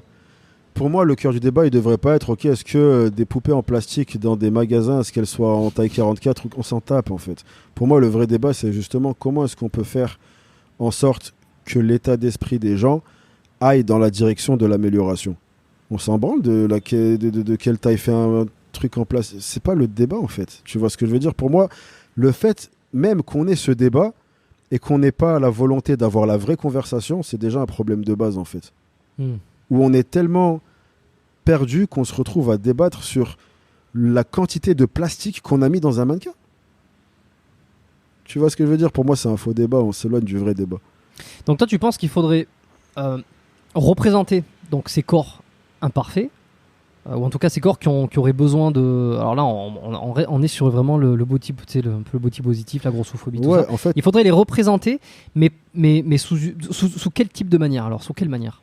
De la même... Alors, les corps conventionnels, selon toi, il faut les représenter sous quel type de manière ? Alors, qu'est-ce que tu appelles conventionnel ? Une femme qui ferait du 42, qui est la taille moyenne en France. Comment est-ce qu'il faudrait la représenter ? Moi, j'en sais rien. J'en sais rien. Parce qu'il n'y a pas de raison, il n'y a pas de manière de la représenter. Ici, c'est pareil. En fait, dès lors que tu places une personne en surpoids et que le focus, c'est qu'elle est en surpoids, déjà, on a pris un problème. Il faudrait tout simplement les représenter comme, ok, c'est une frange de la population, on n'en fait pas toute une histoire. On a mis cette personne comme on aurait pu en mettre une autre. Dès lors que une personne en surpoids est définie par son surpoids et que le focus, il est dessus, automatiquement, ça alourdit la chose. Et comment tu vas empêcher ça ? Comment tu veux empêcher ça? Parce que quand tu mets une communauté à l'écran, quand tu mets un genre à l'écran, je veux dire, c'est parce que tu veux faire passer une idée. C'est plus ou moins idyllique de se dire, tiens, dans ce film, on va mettre cet acteur de telle couleur, cet acteur de telle couleur, telle origine et ces trucs. Juste comme ça, random. On sait très bien qu'il y a forcément une idée derrière, qu'on va vouloir encourager quelque chose. Je dis pas que c'est normal. Ça, c'est très récent, ça. En partie pour le score ESG, c'est parce que maintenant Disney, etc., ils sont plus occupés à mettre en place, te faire passer des messages et te faire une morale que de faire des bons films. Mais à l'ancienne, on s'en foutait de tout ça. À l'ancienne, on avait des films, des Rush Hour où tu avais un Renoir et un Asiate et ils étaient censés être frères. Et ils étaient très clichés d'ailleurs. Voilà. Mais le truc, c'est qu'en fait, ils ont juste pris les 2 meilleures personnes pour le taf. Et en fait, c'était ça. Tu avais des personnes en surpoids, il y avait des acteurs obèses, mais il y en a eu. Est-ce que tu entendais des gens se prendre la tête parce que Christian Clavier ou parce que Gérard Depardieu? Non, parce que dans Obélix, il était incroyable et que c'était le meilleur mec pour le taf. Le focus, et à aucun moment on a dit ils ont pris Depardieu parce qu'il était gros. Non, ils ont pris Depardieu parce qu'il froissait tous les autres acteurs qui auraient pu prendre le rôle. C'était ça avant. En fait, c'est juste que maintenant on est rentré dans un climat sociologique tellement lourd qu'au final, tout est devenu un combat. Et maintenant, on ne peut plus avoir un film qui n'est pas revendicateur. Avant, on n'avait pas ça. Avant, et justement, et là, on en retouche au truc où ce qui, selon moi, serait la solution, c'est qu'on revienne à ce qu'on avait avant. C'est-à-dire, OK, il faut prendre un mannequin pour tel truc, tu prends le meilleur mannequin. Si c'est une personne en surpoids, OK. Si c'est une personne fine, OK. Il te faut un acteur pour ce film, tu prends le meilleur acteur pour ce film. Tout simplement. Par exemple, et c'est un truc qui s'est perdu. Par exemple, maintenant où tu as des films comme La Petite Sirène qui sort et ils ont pris une actrice principale qui était noire, tu sais très bien qu'ils ont cherché à prendre une noire. Tu vois ce que je veux dire? Ils n'ont pas dit, OK, c'est la meilleure actrice. Ils ont juste dit, OK, il nous faut une noire, quelle est la meilleure noire? Idem pour des films où ils vont faire ce qui s'appelle du race swapping, où tu vois, Cléopâtre, pareil, ils ont pris une Renaud à sa place. Tu vois, c'est des trucs comme ça où en fait, on vient imposer un style parce qu'on veut ce type de personne. Et avant, on n'avait pas ça. Par exemple, tu as des films à l'ancienne du genre Pirates des Caraïbes. Je sais pas si tu as vu Les gens des Caraïbes, mais il ressemble pas à Johnny Depp. Sauf que personne aurait pu faire Jack Sparrow comme Johnny Depp l'a fait. En fait, avant, c'était juste qui est le meilleur pour ce rôle, point barre. Et ça, c'est perdu. Que ce soit dans les films ou que ce soit de façon globale.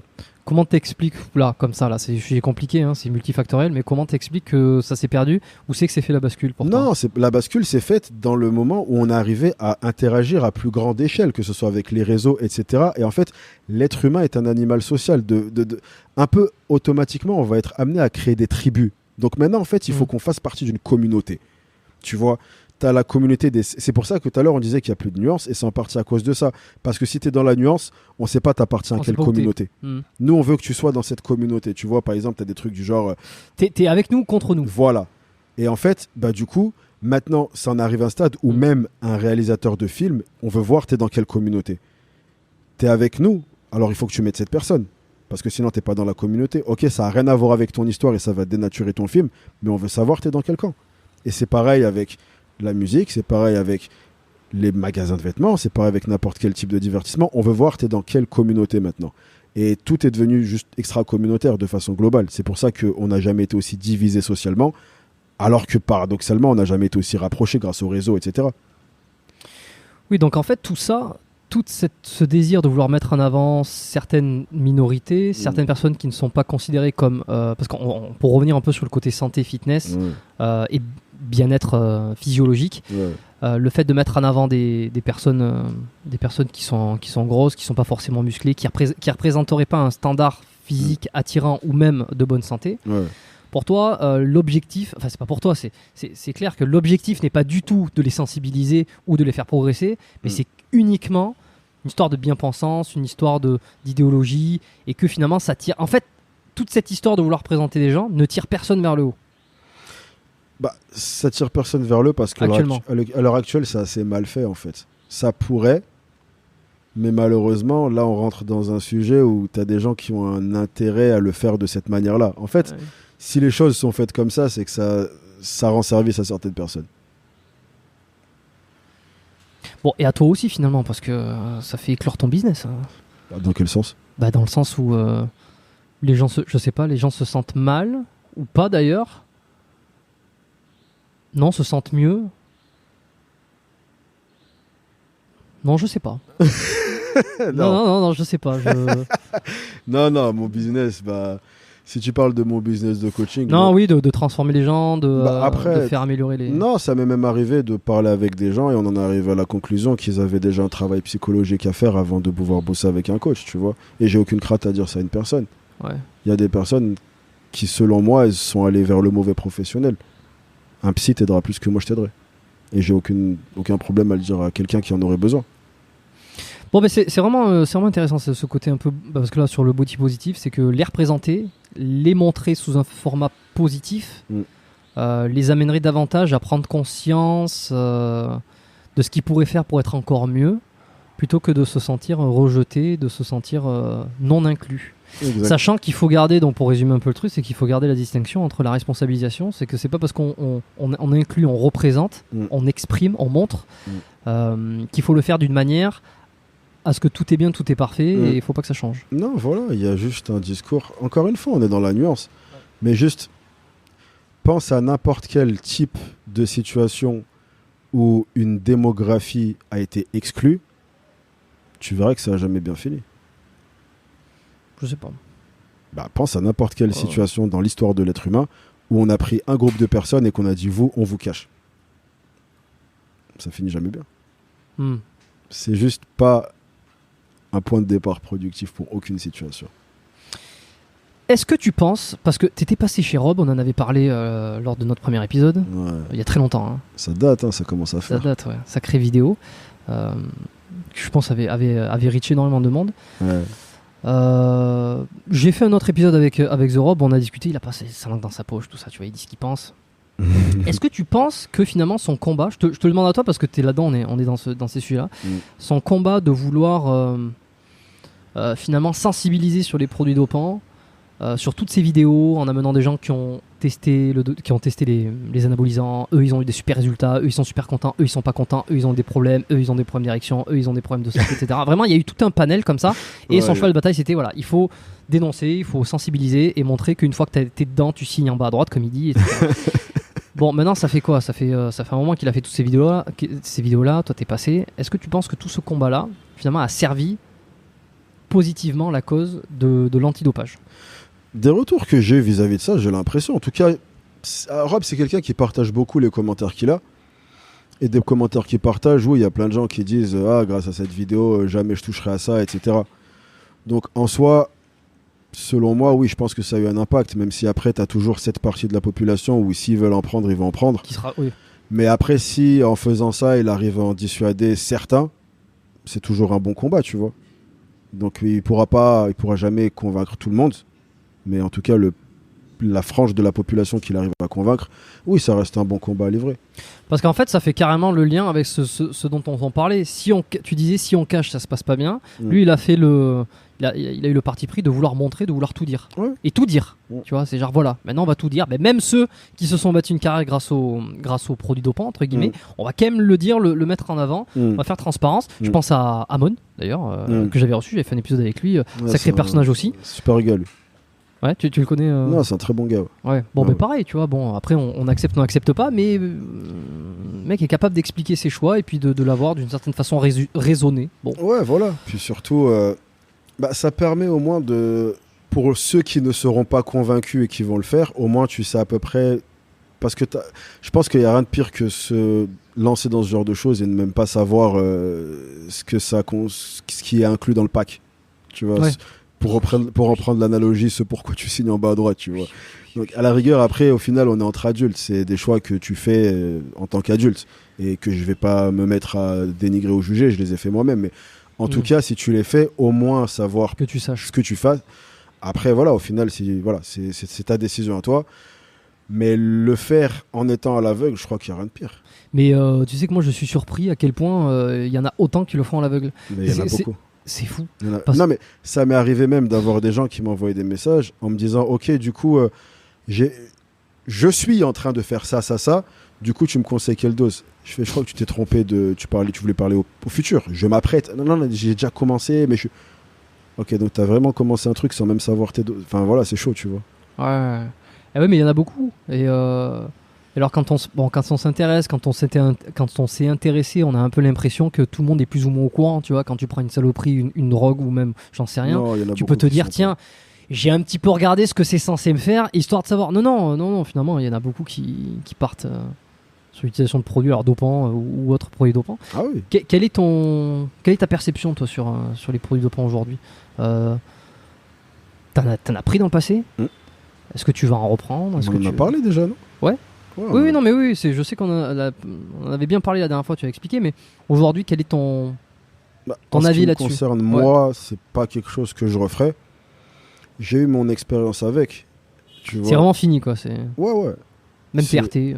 Non, en fait, j'avais fait une cure qui était quand même assez conséquente. Du coup, après, j'avais passé quelques mois en TRT parce que si je passais de la cure à rien, j'aurais fait un crash.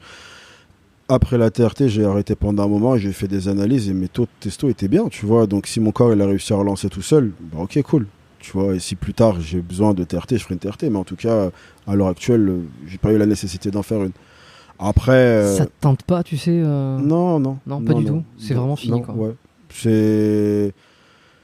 Je pense avoir fait le tour de la question, entre guillemets. Voilà. Eh ben, tu vois, ça m'amène sur un autre point, qu'est-ce que ça représente le fitness aujourd'hui pour toi? Dans ta vie, c'est quoi? Combien d'entraînements par semaine? Est-ce que 5. Non, on va dire 5 et une séance HIIT, cardio, un peu de vélo, tu vois, mais 5 séances de muscu. Et après, ce que ça représente, bah, ça reste ma première passion et ce que je fais depuis des années, tu vois, et maintenant encore plus parce que c'est devenu mon taf. Donc, c'est le truc auquel j'occupe la plus grande partie de mes journées. Soit je suis en train de m'entraîner, soit je suis en train d'entraîner des gens, soit je suis en train de faire des vidéos qui ont un rapport plus ou moins avec le sport. Donc, c'est vraiment un truc qui, 80% de ma journée, il est consacré à ça. Donc, ça fait partie de ta vie. Ça reste une partie très très importante. Moi, je crois qu'il y a une tendance qui va arriver de plus en plus, ce qui est déjà le cas avec Brian Johnson. Tu en as fait une vidéo d'ailleurs. Ouais, celui qui veut rester le plus jeune longtemps. C'est vraiment cette course vers la jeunesse et l'immortalité. Ouais. Alors, on en entend beaucoup parler, évidemment, Elon Musk, ou je sais plus qui en parle. Tu vois, c'est vraiment ce désir de l'être humain de vouloir être immortel. Encore beaucoup de hacks. Tu vois, qu'est-ce qu'il faut prendre? On est encore beaucoup là-dedans. Tu vois, les UV, la crème, les trucs comme ça. On sait aujourd'hui que une des activités les plus conservatrices, c'est la musculation. Je trouve qu'il n'y a pas encore trop de liens. On entend beaucoup d'immortalité, beaucoup de jeunesse éternelle, mais il n'y a pas encore, il y a pas encore le match qui s'est fait avec l'entraînement musculaire ou même l'entraînement cardio. Ouais. T'as pas cette impression-là, toi? Non, parce qu'il y a encore toujours beaucoup de stigmatisation et d'idées reçues autour de ce sport. Tu vois, c'est les gens. Encore une fois, parce que nous, en fait, on est dans ce domaine, donc on s'en rend pas compte. Mais pour monsieur et madame tout le monde, la musculation, c'est un sport marginal. Tu vois, c'est un truc de bodybuilder de Arnold des années 70. En fait, si t'es dans une salle, c'est que t'es un bodybuilder. Il y a beaucoup de gens qui pensent encore ça. Et pour beaucoup de gens, en fait, voilà, ils n'arrivent pas à comprendre l'impact santé de la musculation. Ils vont vraiment voir l'impact... tu le fais pour avoir des grosses épaules et des gros biceps, tu vois. Mais est-ce que ça changera un jour? Je sais pas. J'essaye de faire ma petite contribution pour que ça change. Mais après, là, on se bat contre un ennemi. C'est David contre Goliath, là. Donc, je sais pas si tu as déjà exprimé ton idée là-dessus. Je vais te demander, parce que c'est marrant et que ça me fait marrer. Bon, tu vois un peu ce qui se passe avec la zététique. Ouais. Avec le dos rond, avec le renforcement. Ouais. Soit on s'abîme, soit on se renforce. Il y a vraiment ce clivage, quoi. Encore une fois, manque de nuances, on en revient toujours à la même chose. Et je ne comprends toujours pas pourquoi, après, ça va faire plus d'1 an, je crois que c'est ces histoires entre d'un côté les zététiciens, d'un côté les non-zététiciens, se prennent encore le bec. J'ai l'impression d'avoir un peu compris le truc, c'est que finalement, oui, tu te renforces jusqu'à un certain niveau, et après, là où les gens s'embrouillent, c'est à partir de quand ça devient délétère, tu vois. Et alors, il y en a certains qui vont dire de très tôt. Tu vois, donc ne faites pas de squat, ne faites pas de soulevé de terre parce que dès le début, en fait, c'est pas bon. Et puis ceux qui disent, non, on peut aller vraiment au-delà. Allez, je te lance là-dessus. Qu'est-ce que t'en penses, toi? Où c'est que tu te places? Est-ce que je pense du débat ou est-ce que je pense vraiment du sujet de base? Des deux, j'ai envie de te après, dire. En ce qui concerne le débat, comme tu as dit, c'est une histoire qu'on a entendue et re-entendue. Et tout le monde a à peu près compris. On est d'accord. Maintenant, le seul truc, c'est comme je t'ai dit tout à l'heure, il y a une volonté d'appartenir à un camp. Donc même si j'ai compris que le camp d'en face, il y a du bon, je peux pas parce que je suis dans mon camp. C'est beaucoup ça en fait. C'est à les zététiciens qui veulent rien concéder à ceux d'en face. Ceux d'en face veulent rien concéder aux zététiciens. Parce que la vérité, c'est ça, c'est que le corps humain, il est adaptable. Donc en fait, il y a des exercices où tu vas faire des mouvements sur un plan qui sont en rotation, etc. Et si tu t'y prépares, tu peux le faire.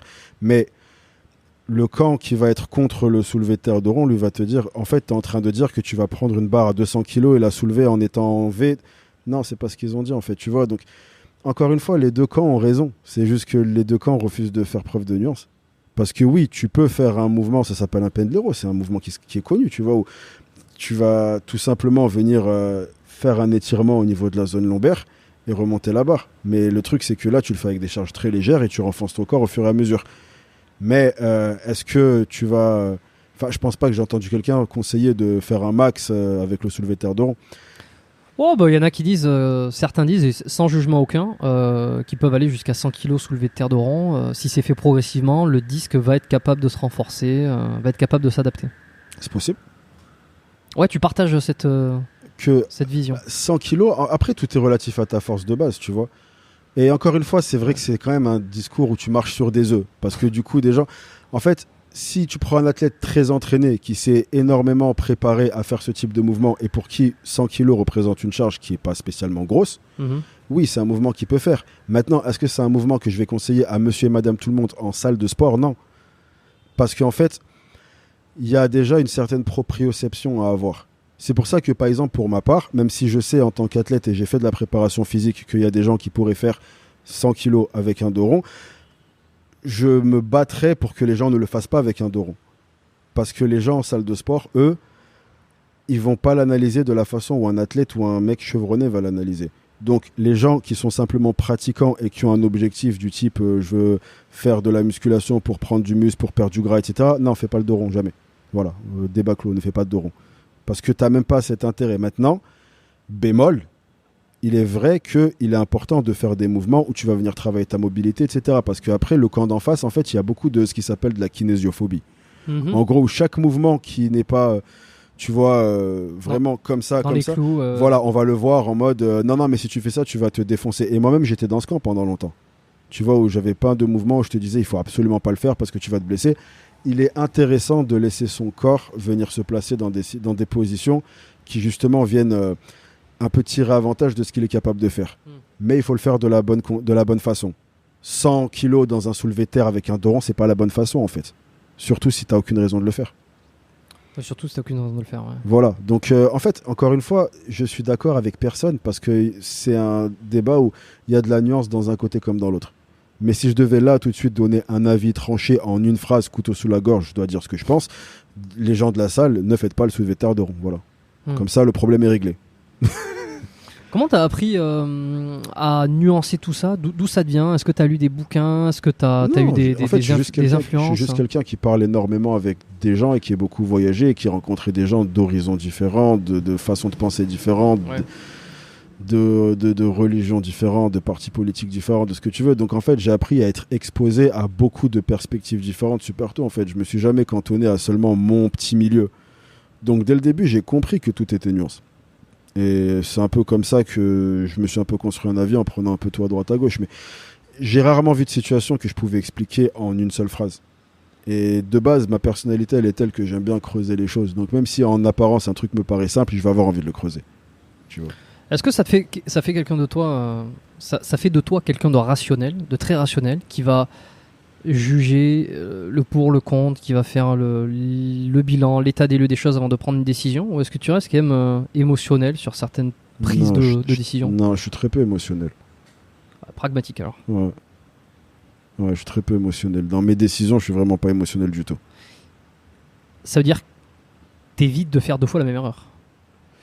Non, ça peut m'arriver. non, mais attends, parce que moi je suis comme ça, je suis pragmatique et si je peux éviter de faire 2 fois la même erreur, j'essaie de le faire. Évidemment, ça. Après, j'apprends aussi beaucoup des erreurs des autres. J'observe beaucoup. Donc des fois, je vois une erreur que quelqu'un a fait et je sais que je vais pas la faire. Ouais, genre quoi? J'ai pas d'exemple. Il y a pas un truc qui te vient? Non, j'ai pas d'exemple là tout de suite, mais en tout cas, dès que je vais voir quelqu'un faire une connerie, je vais comprendre que c'est une connerie, tu vois. C'est intéressant. Et alors, où c'est que tu as envie d'aller un peu maintenant? Est-ce qu'il y a des thématiques sur lesquelles tu as envie d'aller chercher? Tu as des objectifs, des projets en dehors de ton application, sur le contenu, sur les messages que tu veux faire passer? Est-ce que tu veux taper d'autres sphères? Non, j'aime bien ma sphère. Ouais. Je trouve ma sphère cool. je vais rester on reste à la maison. Non, j'aime bien mathématiques, j'aime bien ce que je suis en train de construire. Puis comme je l'ai dit, ça avance à une très bonne allure et ça se développe comme il faut que ça se développe. Et pour l'instant, je l'ai fait en restant fidèle à moi-même. Donc, j'ai pas envie de venir maintenant, tu vois, faire des choses qui ne me correspondent pas parce que je veux que ça aille encore plus vite. Tu vois ce que je veux dire? Je continue à développer à l'allure où ça se développe et je continue à faire des choses qui me ressemblent en fait. Et pour l'instant, j'ai réussi mon pari depuis le début à ne pas venir aller à l'encontre de qui je suis ou de ce que j'aime ou de ce qui me correspond pour pouvoir grappiller un peu de popularité en plus. J'arrive à tout avoir en étant fidèle à moi-même, donc je vais continuer comme ça. Ouais, non, t'as vraiment, comme on dit dans le jargon, t'as vraiment fait ton trou. Ouais. Et tardivement, entre guillemets. Parce que quand t'as commencé à faire des vidéos, à t'exprimer sur cette thématique-là, il y avait déjà beaucoup de personnes. Ouais. Tu fais pas partie de ceux qui sont arrivés il y a 10 ans ou il y a 15 ans. Non, j'ai raté le train. Et ouais, mais tu vois, ça prouve qu'on peut rater le train et quand même sauter dedans. Ouais, après, c'est juste... Qu'est-ce que tu as à proposer, tu vois? Si tu as un message à donner, donne-le. Est-ce que tu as des coachs qui viennent te demander comment faire pour avoir plus de visibilité Oui, tout le temps. Ouais. Ouais, Qu'est-ce que tu leur réponds? C'est du cas par cas, ça dépend.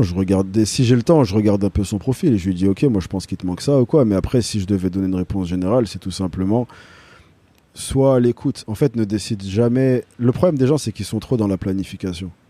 Tu vois, ils vont se dire alors moi je vais faire du contenu où ça va être ça, ça va être ça, ça va être ça. Avant même de commencer. Avant même de commencer. Ouais, c'est vrai. En fait, ce qui a été ma plus grosse force, c'est que je suis quelqu'un qui n'a pas peur de flopper en fait. C'est-à-dire que dès que j'ai une idée, je vais la faire. Ouais. Et je suis juste très à l'écoute des réactions. Et ça peaufine mon travail au fil du temps. C'est-à-dire que tout ce que je fais actuellement, c'est juste le résultat de vidéo et vidéo après vidéo après vidéo, réaction après réaction, commentaires, remarques, avis constructifs, insultes, etc. qui a façonné ce que j'ai fait en fait. Mais tout est parti d'une base d'exécution. J'ai eu très peu de planification. J'ai acheté une caméra et j'ai tourné une vidéo. Donc, le seul truc que c'est toujours exécute, fais au maximum. Plus tu fais, mieux c'est. Et ça va un peu se mettre en place tout seul. Tu vas trouver ton style, trouver ta communauté, les gens ils vont te faire des retours, mais ça part de la base d'exécuter en fait.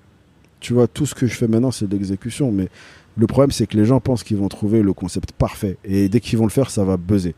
Non, il y a de grandes chances que tes premières vidéos flop mon gars. Ouais, c'est vrai, putain. Mais voilà, et là justement, tout, hein. Sauf que quand t'as eu une idée et que tu l'as fait direct et que ça a floppé, c'est pas très grave. Quand ça fait 1 an que tu es en train de planifier ton truc parce que tu as trouvé le concept parfait et que là ça floppe, oula, t'abandonnes. Ah oui, c'est dur. Là. Bah, tu dis tous ces efforts mis en place pour rien, c'est bon, c'est beau pour moi, tu vois. T'abandonnes. Donc, c'est pareil, tu vois, la raison pour laquelle je m'en tape quand j'ai une vidéo qui floppe, c'est parce que j'en fais 3 par semaine. Si j'ai une vidéo qui floppe, c'est pas grave, celle d'après elle floppera pas, ou peut-être celle d'encore après, on verra. Putain, ça te fait bosser quand même 3 vidéos par semaine. Alors, avec le sujet, bon, alors les gens t'envoient des sujets, tu vois un petit peu. Non, il y a quand même des sujets que je trouve tout seul. C'est pas tout le monde qui m'envoie. Oui, non, mais je veux dire, c'est peut-être pas le plus difficile de trouver le sujet. Non, ça va être de la recherche, l'angle. Ouais, voilà. L'angle, non, en général, j'ai une assez bonne facilité à structurer mes idées. Dès que je sais ce que je veux dire, je sais le dire. C'est surtout, voilà. Les détails de l'histoire, des fois je vais essayer de creuser pour sortir des informations qu'il n'y avait pas à la base, etc. Donc le travail de recherche il est très long. Après, structurer mes idées, je le fais vite. En général, 40aine de minutes, c'est plié ça.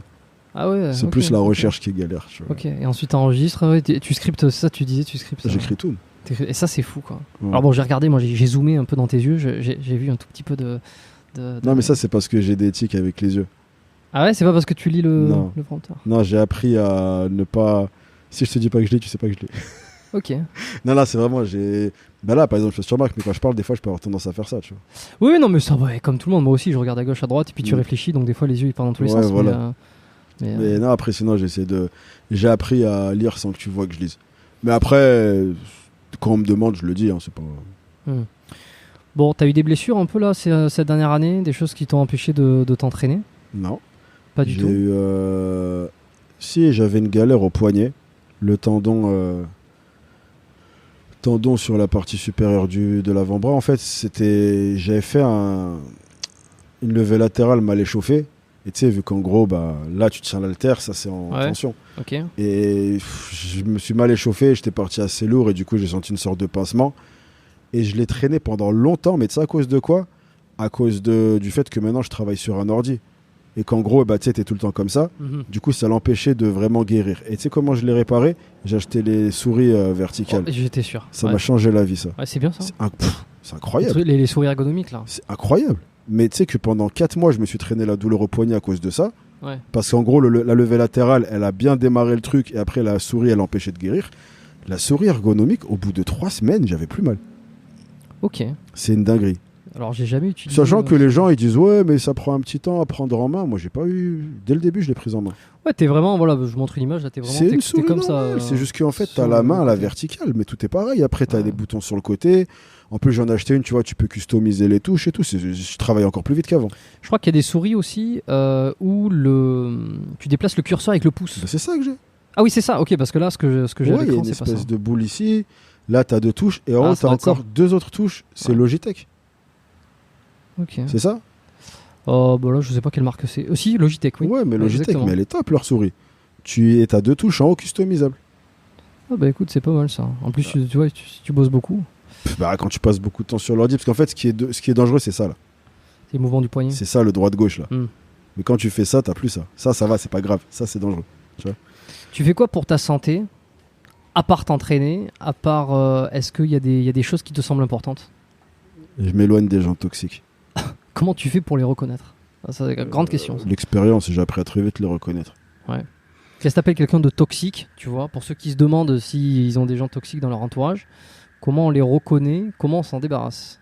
Comment tu fais, en tout cas, toi? Tu le reconnais, juste ne serait-ce que de par l'énergie, en fait. En général, quelqu'un de toxique, en leur présence, tu sens qu'il y a quelque chose qui va pas. En fait, je suis quelqu'un qui est très en phase avec les énergies de façon générale. Ça veut dire que comment je me sens en ta présence va indiquer si on est fait pour interagir ou pas. Si je ressens une énergie négative, c'est que de base, en fait, tu vois, il y a quelque chose. Et en général, quelqu'un de toxique, tu vas très vite le sentir. C'est juste qu'après, souvent, tu vas avoir tendance à vouloir peut-être te voiler la face ou quoi. Mais généralement, quand quelqu'un n'est pas fait pour être là, tu sens qu'il n'est pas fait pour être là. Ah, tu sens qu'il te... Ouais, tu le sens. Il tu te le sais. porte pas. Non, Il te porte pas. non. Ça va, là? Ça se Toi passe bien? Ouais. Bah, de toute façon, je serais pas là si c'était pas le cas. Je sais. Non, après. C'était pour l'entendre dire, enfin. Non, je sens une bonne Non, je énergie. plaisante. De toute façon, si je suis aussi à l'aise et que je dis autant de trucs, C'est Même- cool, hein, franchement. même des trucs qui peuvent être peut-être controversés ou unpopulaires ou quoi, et que je m'en tape et que je suis assis avec toi et que je l'ai dit, en sachant que ça peut être clippé et que des gens, c'est que je suis à l'aise avec toi et que l'énergie elle est bonne. Non, mais moi je trouve ça hyper intéressant, tu vois. Je savais un peu où c'est qu'on allait aller sur cet épisode. Je m'étais, pour ceux qui pensent que je ne prépare les épisodes, que je ne prépare pas les épisodes, si je les prépare un petit peu quand même. Mais là, tu vois, sur le coup j'avais pas anticipé le score ESV, ESG, pardon. Pourquoi ESV, ça me reste en tête. Et sur Mais j'en ai. le mais body j'en- positif, tout ça, c'est vraiment, c'est pas quelque chose dont on a l'habitude d'entendre. Mais j'en ai une vidéo sur ça, ça s'appelle Calvin Klein glamourise l'obésité. J'en parle plus en détail. Calvin Klein Glamourise. glamourise. Ouais. Et là, j'en parle déjà plus du score ESG. Ok, je vais l'afficher à l'écran pour que les gens puissent aller voir s'ils l'ont pas regardé. Bah après, c'est pas la vidéo du siècle, hein, mais juste Non, mais comme ça, dedans, ça je fait parle une- du score ESG, voilà. Sinon, c'était pas une vidéo.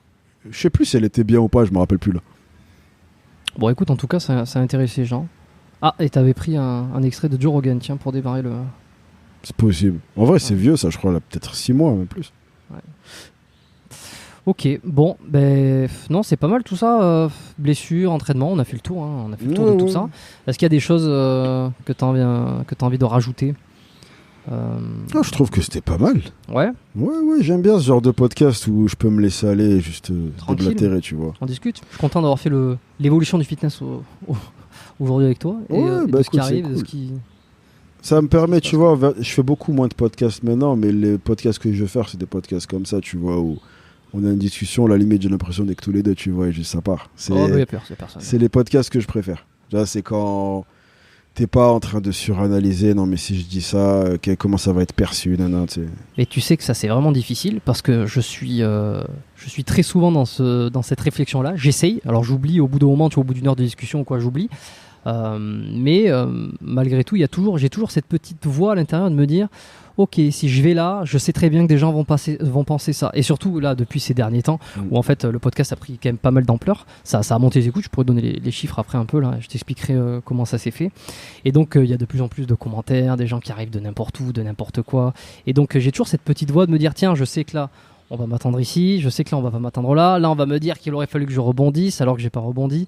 Tu vois, donc, c'est un travail, les gens s'en rendent pas forcément compte. Je pense que quand on n'est pas créateur de contenu d'une certaine façon, qu'on met pas en ligne des choses. Oui, c'est un monde différent. C'est tout un monde.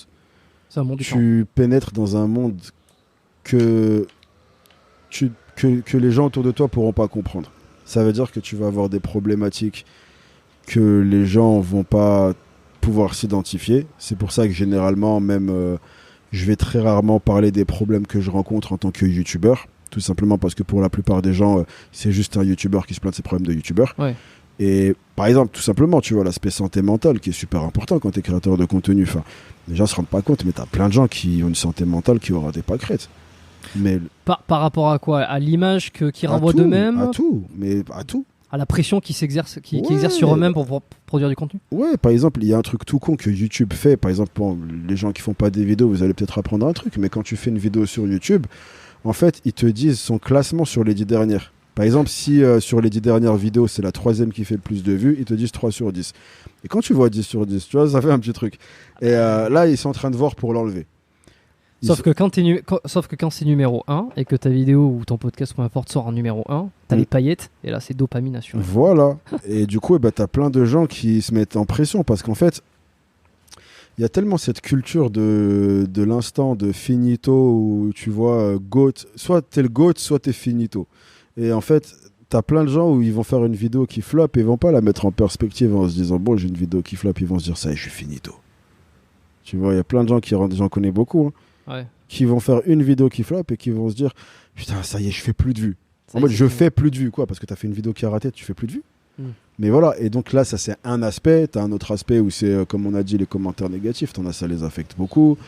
T'as l'aspect où c'est une sorte de je me compare à d'autres youtubeurs. Enfin, tu vois, à plein de niveaux, ça reste un taf où il faut être mine de rien solide mentalement. Et c'est vrai que ça, si tu l'expliques à monsieur tout le monde ou madame tout le monde, ils vont pas le capter comme ça. Eux, ils vont se dire, écoute, t'es privilégié, t'as beaucoup de chance, va taffer à l'usine. Tu vois, et le truc, c'est que j'ai taffé à l'usine.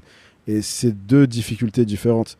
Et malheureusement, tu peux pas demander à l'un de comprendre l'autre. Mais non, mais ça, c'est ce que je dis des fois. En fait, c'est la hiérarchisation du problème. C'est que tu hiérarchises selon ta perception, selon comment tu vois les choses. Personne ne pense avoir un problème après, plus faible que notre. J'ai taffé à l'usine et respect, c'est un taf hardcore aussi. Tu vois, j'ai taffé dans le bâtiment, j'ai fait serveur avec des horaires de psychopathe. J'ai fait ces tafs. Et c'est très, très dur aussi. Je dis, c'est des difficultés différentes, en fait. Mais c'est vrai qu'à l'époque où moi, tu vois, je sais pas, la période où j'étais serveur ou la période où j'ai taffé à l'usine, j'ai fait les 3-8, des trucs comme ça. Si à cette période-là, tu me disais, il y a un mec qui fait des vidéos sur Internet qui trouve que c'est dur et qui est en dépression, j'aurais dit, mais dis-lui de venir nous voir, on va lui apprendre J'aurais vraiment pensé comme ça parce que j'avais pas le cadre de référence. Donc en fait, malheureusement, c'est pour ça, tu vois, c'est un domaine où après, tu vois plein de gens qui vont avoir ce genre de problématiques et qui sont isolés dans ces problématiques, tout simplement parce qu'ils ont personne à qui en parler, parce que les gens de leur entourage, ils vont pas comprendre ça. Et je pense que c'est d'autant plus problématique et difficile pour ceux qui ont un business, ou en tout cas une exposition qui est liée à leur propre image physique, à ce qu'ils renvoient aux autres, tu vois. Ah oui. Parce que bon, moi, si tu veux, écoute, ça buzz, c'est pas grave. Je veux dire, je suis pas atteint dans mon, j'ai un podcast qui fonctionne pas, je suis pas atteint dans mon intégrité, tout va bien, je vais pas me faire cracher dessus physiquement. Je pense beaucoup aux influenceuses ou aux influenceurs qui se montrent beaucoup, qui montrent leurs muscles, qui montrent leur cul, quoi que ce soit. Il y a une pression vis-à-vis de ça. Et je pense que ça doit pas être facile aussi pour la confrontation avec le réel. Est-ce que tu finis pas finalement, est-ce que ces gens ne finissent pas par ne plus vouloir rencontrer personne pour ne pas être jugés dans la vraie vie de ce qu'ils sont réellement? Ah, il y en a plein. Il y en a plein, par exemple, t'entends, j'ai croisé un tel au salon du fitness, en fait c'est une crevette. Hein. Bien sûr, il y en a plein des comme ça. Donc, et c'est pas les plus suivis et les plus connus qui ont forcément le plus d'amis ou de gens dans leur vraie vie. Non, il y a tous les cas de figure, mais non, t'en as qui sont très seuls. C'est un métier qui est solitaire que créateur de contenu au final. Sauf si après t'arrives à créer un écosystème. Mais dans la plupart des cas, c'est vrai que ça représente tellement une partie infime de la population. C'est pour ça qu'après, ils finissent tous par être potes entre eux. Parce qu'au final, Ouais, ils se comprennent au moins. il n'y a qu'eux qui peuvent se comprendre, en fait. Quelle arnaque quand même d'avoir fait croire à toute une population que de se montrer en double biceps pour les mecs ou alors de se montrer en double, je sais pas, les positions de filles. Double legging Gymshark. Ouais, exactement. Que c'était la panacée, que c'était incroyable et que c'était ce qui apportait le plus de réussite, le plus de succès, le plus de bonheur. Ouais, mais c'est parce que les gens qui sont dans ce cas de figure, ils vont montrer les bons côtés. Donc Ouais. t'en as, et j'en ai connu personnellement, où leur santé mentale est leur lambeau, mais si tu les vois sur les réseaux, t'as l'impression que leur vie est incroyable, tu vois, parce qu'il y a toujours cette pression de non, mais sur les réseaux, je dois partager que du positif, etc. Donc maintenant, les gens qui voient ça, qu'est-ce qu'ils se disent? Ah, c'est la planque d'être youtubeur ou créateur de contenu. Ouais, c'est le goal.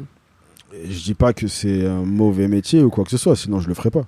Mais c'est vrai qu'il y a des fois un focus qui n'est pas assez mis sur les aspects qui sont négatifs et qui sont une réalité, tu vois. Il y a des réalités dans ce métier, il y a des super bons aspects, c'est un métier incroyable, c'est personnellement un métier que j'adore faire. Mais c'est vrai qu'il y a aussi des aspects négatifs, et souvent t'en as qui essaient de taire ces aspects négatifs parce qu'ils veulent justement donner cette image de non, pour moi tout va bien, je suis heureux, etc.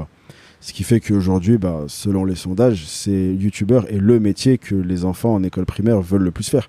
Tu veux faire quoi quand tu seras grand? La plupart répondent youtubeur. Il n'y a plus de pompiers, astronautes, je sais pas quoi. Et oui, non, en plus, il n'y a absolument rien d'idyllique parce qu'une fois que tu atteins, et ça on s'en rend pas compte, mais attends, 3 vidéos par semaine, des TikTok, des Reels, tu travailles sur tes accompagnements privés et tout ça, je veux dire, tu bosses. C'est pas. Parce qu'on a l'impression que la vie de quelqu'un est simplement ce qu'elle est sur ce qu'il montre. Si tu veux, je le vois une fois par semaine sur mon feed YouTube et je le vois une truc. Donc ce mec, oui, en fait, il a la belle vie. Attends, il fait une vidéo, voilà, et ensuite il glande. non, mais en fait, tu sais pas ce qui est en dessous, ce qui permet en fait d'éclore ça. Et toi, tu vois une partie, tu vois pas le reste. Non, Yeah. non, c'est beaucoup de taf. Après, c'est le genre de taf où si tu veux être bon dedans, de toute façon, il faut que tu aimes. Donc, c'est ce qui fait que j'arrive à le faire aussi autant. C'est que j'adore ça, tu vois. Mais oui, en soi, ma journée de taf moyenne, elle est entre 12 et 15 heures de taf par jour. Donc, si j'aimais pas ça, je tiendrais pas. Tu fais pas 15 heures par jour un truc que tu détestes. C'est parce que j'adore faire du contenu. Et puis on oublie à quel point ça devient vite une normalité aussi. Hein. C'est-à-dire que ce qu'on arrive à atteindre, ce qu'on arrive à faire, ce qu'on trouvait exceptionnel il y a quelques temps, quelques mois, ça devient vite normal. Aujourd'hui, bon, toi, tu es très content de ce que tu fais, tu arrives à créer du contenu, je veux dire, c'est vraiment ton métier. Tu vas me dire ça, mais est-ce que tu t'en rends compte que c'est génial une fois que tu prends du recul, mais qu'en réalité, dans la vie de tous les jours, c'est ta normalité? En fait, comment t'arrives en fait, c'est un truc qui vient progressivement. Le truc avec moi, c'est que je suis pas quelqu'un qui est explosé, en fait. Moi, ça a fait ça au fil du temps. Ouais. J'ai une montée qui était très régulière, donc j'ai pu m'habituer à chaque étape du positif et du négatif. Ça veut dire que j'ai pu m'habituer à avoir un peu plus de reconnaissance, tout comme en parallèle, j'ai pu m'habituer à avoir un peu plus de gens qui me détestent. Après, je suis monté, j'ai eu un peu plus de l'un et de l'autre. En parallèle, j'ai pu m'adapter à faire 500 vues par vidéo, puis en faire 5000, puis en faire 50 000, puis en faire 500 000. Je me suis habitué à chaque étape, en fait. Là où je pense que ça pose un plus gros problème, c'est les gens qui explosent en mode... Tu fais une télé-réalité ou tu fais un truc et du jour au lendemain, tu te retrouves avec 500 000 personnes qui te suivent. Là, je pense qu'il y a déjà une plus grosse problématique à gérer. Parce que pareil, en termes de... Tu me parles de vie réelle. C'est vrai que YouTube, c'est quelque chose qui te suit dans ta vie réelle, en fait. Ça veut dire qu'avant, je me suis lancé sur YouTube. Un jour, quelqu'un m'a reconnu dans la rue et j'ai pété un plomb. J'ai dit, waouh, c'est un truc de fou, on m'a reconnu. Quelques mois plus tard, je me faisais reconnaître une fois par semaine. Quelques mois plus tard, je me faisais reconnaître une fois par jour. Quelques mois plus tard, c'était 5 fois par jour. Je me suis habitué à chaque étape. Ouais. Mais si maintenant, je me levais un matin et qu'on me reconnaît 5 fois par jour, j'aurais pas pu gérer, tu vois. C'est la réalité, quoi. C'est exactement. Je sais pas. Et encore, je dis 5, mais il y a des journées où ça a été plus. J'aurais été, mais qu'est-ce qui se passe? En fait, le fait d'avoir eu cette progressivité fait que tous les bons aspects, les mauvais aspects, etc., j'ai pu les gérer au fil du temps, en fait. Idem pour, même pour l'aspect monétaire. Au début, ma chaîne me coûtait de l'argent. Après, c'était équilibré. Après, c'était un petit complément de revenu. Aujourd'hui, c'est mon salaire. Mais j'ai pu m'habituer à chaque étape. Si je m'étais levé un matin et que je gagnais des sous, en faisant ce que j'aime, mais du jour au lendemain, sans avoir eu à faire toutes ces étapes et à travailler autant, j'aurais sûrement pris la grosse tête. Tu vois, en fait, le truc, c'est que ça s'est tellement fait progressivement que ça s'est fait de la bonne manière, en fait. J'ai pu m'adapter à tout ce que ça implique. Bon, bah, t'as un peu fait le zététicien de la réussite, c'est-à-dire que t'as adapté ton corps. Le parallèle à la con. T'as adapté ta psychologie au fur et à mesure du succès que t'as eu. Voilà, ça pas fait d'un coup. Tout a été fait de la... Je pense que si ça devait être refait, je referais exactement pareil. Je suis content de ne pas avoir explosé. Il y a des moments où j'avais un peu cette voix de me dire j'aurais aimé avoir ça plus vite. Ouais. Mais en fait, non, je pense que ça s'est fait comme ça devait se faire. Tu vois, ça a mis mine de rien 3-4 ans de travail acharné, mais ça s'est fait au rythme où ça devait se faire. Eh bien, chapeau, félicitations pour ce que tu as fait Merci. et ce que tu vas entreprendre. L'application sort quand ? Oh là, on a le temps. Si tout se passe bien, fin du premier trimestre 2024. Ok, bon, il y a encore un petit peu le temps. Non, mais c'est pour ça, parce qu'on parle de travailler beaucoup. Là, il y a ce que les gens voient sur les réseaux et tout, mais l'application derrière, crois-moi que c'est du taf. Si. C'est... Avec les développeurs, tu dois faire des allers-retours. On fait des visios toutes les semaines. Ouais, j'imagine. En plus, investissement, je pense que tu dois mettre un billet aussi pour que ça se réalise. Très cher. Classique. Mais c'est vraiment un projet qui me tient... Pour moi, ce sera l'œuvre de ma vie, je pense. C'est vraiment un projet qui me tient à cœur. Et la raison pour laquelle elle met aussi longtemps à sortir, c'est que je veux vraiment que ce soit quelque chose qui a de l'impact, tu vois. Et j'y mets vraiment tout ce que j'ai, à tous les niveaux, et j'ai vraiment hâte qu'elle voie le jour. C'est vraiment un truc où je mets mes tripes. Eh bien, rendez-vous dans un an, à peu près. Tout se passe bien. Après, voir un peu comment ça c'est pas un truc que je sortirai tant qu'il est pas comme je veux. S'il doit prendre 5 ans, il prendra 5 ans. C'est pour ça que j'ai pas annoncé de date. Ok, bon. T'as un bouquin à me recommander là alors, tu m'as dit là tout à l'heure, enfin, quand on discutait, que t'avais pas trop le temps de lire, ou disons que t'avais pas mis dans tes prios. J'ai toujours été un gros lecteur. Mais c'est vrai que ça fait au moins... Depuis que mon activité s'est vraiment étoffée, j'écoute beaucoup de podcasts, mais je lis beaucoup moins de livres. Ça fait très longtemps. Qu'est-ce que t'écoutes ? Comme podcast ? Ouais. J'aime bien écouter soit des podcasts sur le sport. Il y a par exemple un podcast qui s'appelle Mind Pump, que j'aime bien. Tu connais pas ? Mind Pump. Américain ? Cool. J'écoute beaucoup de podcasts anglophones. Ouais, parce que t'es complètement bilingue. C'est parce que c'est le réflexe que j'ai en fait. Mind Pump, mais non, je le connaissais pas. Il est super, je pense que tu vas kiffer. Ouais. Après, les premières 30-40 minutes, il parle un peu de la pluie et du beau temps, donc il faut faire avance rapide. Oh, tu sais, ici aussi de temps en temps. Hein. Ouais, ben voilà. Mais après, il rentre dans du pointu niveau technique. Moi, j'aime bien. Mind Pump, ok. Après, en ce qui concerne... j'aime bien Gary Vaynerchuk, c'est un entrepreneur, j'aime bien les podcasts qu'il fait. J'ai l'impression qu'il devient un peu has-been, alors je sais pas si c'est moi. Toutes ses vues ont chuté. Il était hyper tendance là pendant des années. Parce il tire un peu la gueule, j'ai l'impression. En soi, il répète beaucoup les mêmes choses, parce que c'est le problème quand tu veux pas vendre du rêve, entre guillemets, c'est qu'au final, il n'existe pas 150 façons de dire la vérité, en fait. Donc il y a un moment où ça y est, t'as dit ta vérité. Je pense qu'il en arrive à ce stade-là où ce qu'il devait dire, il l'a dit. Mais après, voilà, ça reste quelqu'un que j'aime beaucoup écouter. J'aime bien sa perspective sur les choses. Gary. Ça, c'est un mec où j'aime bien. Et là, je crois que c'est les deux qui me viennent en tête. Je dois en avoir d'autres, je pense. Mais de façon régulière, mais c'est déjà pas mal. Tu vois, au final, je dois passer à peu près 2 heures par jour à écouter des podcasts entre... Ouais, quand même. Pendant que tu t'entraînes Je fais beaucoup de... Non, je m'entraîne avec rien du tout. Putain. Je fais beaucoup de marche.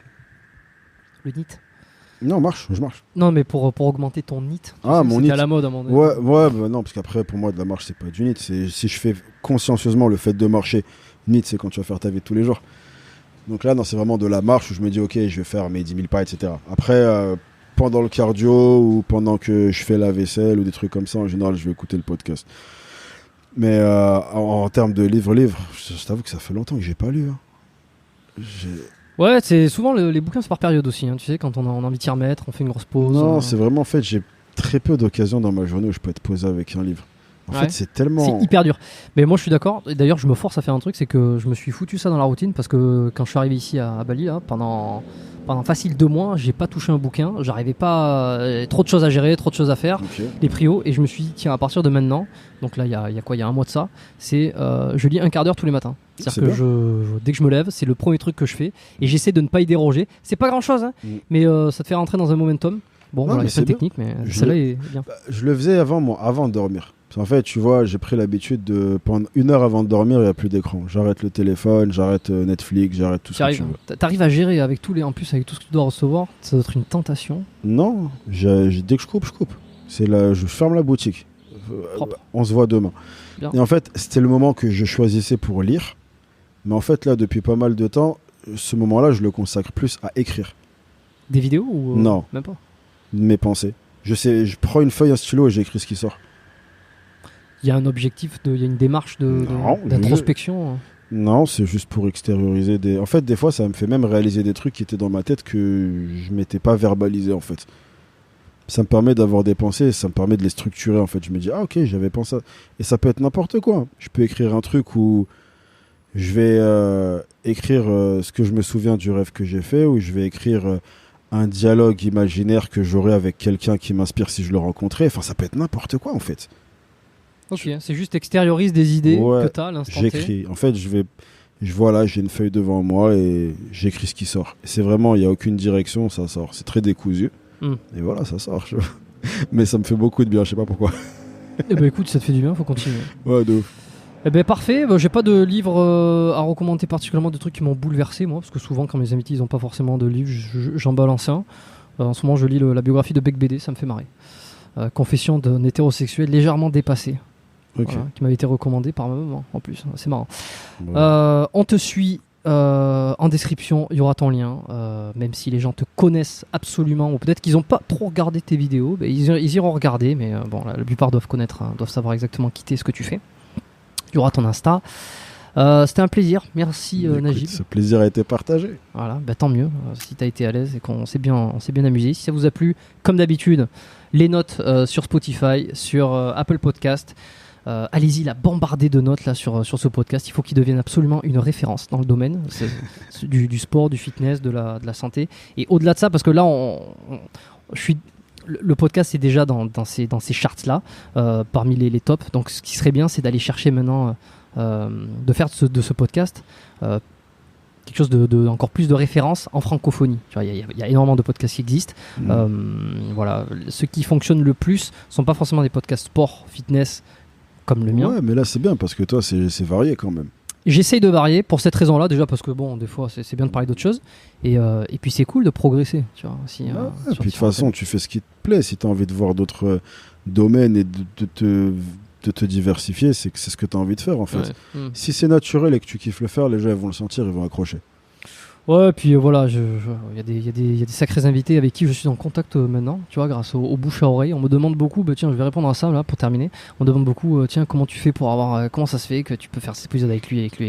Eh bien, c'est l'effet cumulé. Voilà, tout simplement, mon garçon, c'est le fait d'avoir fait tant d'épisodes, d'avoir connecté avec des gens, d'avoir parlé, et puis l'occasion fait le larron aussi. Je suis quelqu'un qui me presse pas, tu vois là, voilà, si t'avais pas été dispo on n'aurait pas enregistré maintenant, mais là tac, ça s'est fait, je me suis dit tiens, il est là quand même, donc je vais quand même essayer de choper l'opportunité d'enregistrer, mais voilà, on me recommande des gens, et donc voilà, c'est comme ça que j'ai pu faire un épisode avec From Human to God aussi, qui est déjà sorti normalement, que beaucoup savent que j'attends depuis longtemps et que j'étais presque sûr que ça serait qui serait très difficile à avoir, et puis voilà, ça s'est fait grâce à Charles, grâce au précepteur, parce qu'il avait beaucoup apprécié l'épisode que j'ai fait avec lui et il s'était dit tiens, pourquoi pas. Donc voilà comment ça se passe, faites les choses, passez à l'action, exécutez comme tu l'as dit tout à l'heure. Ah oui, c'est vrai, j'ai dit ça, ouais. Ouais, ça c'était bien parmi tant d'autres. À la semaine prochaine, prochain épisode du podcast Biomécanique, abonnez-vous. Allez, à plus. Ciao.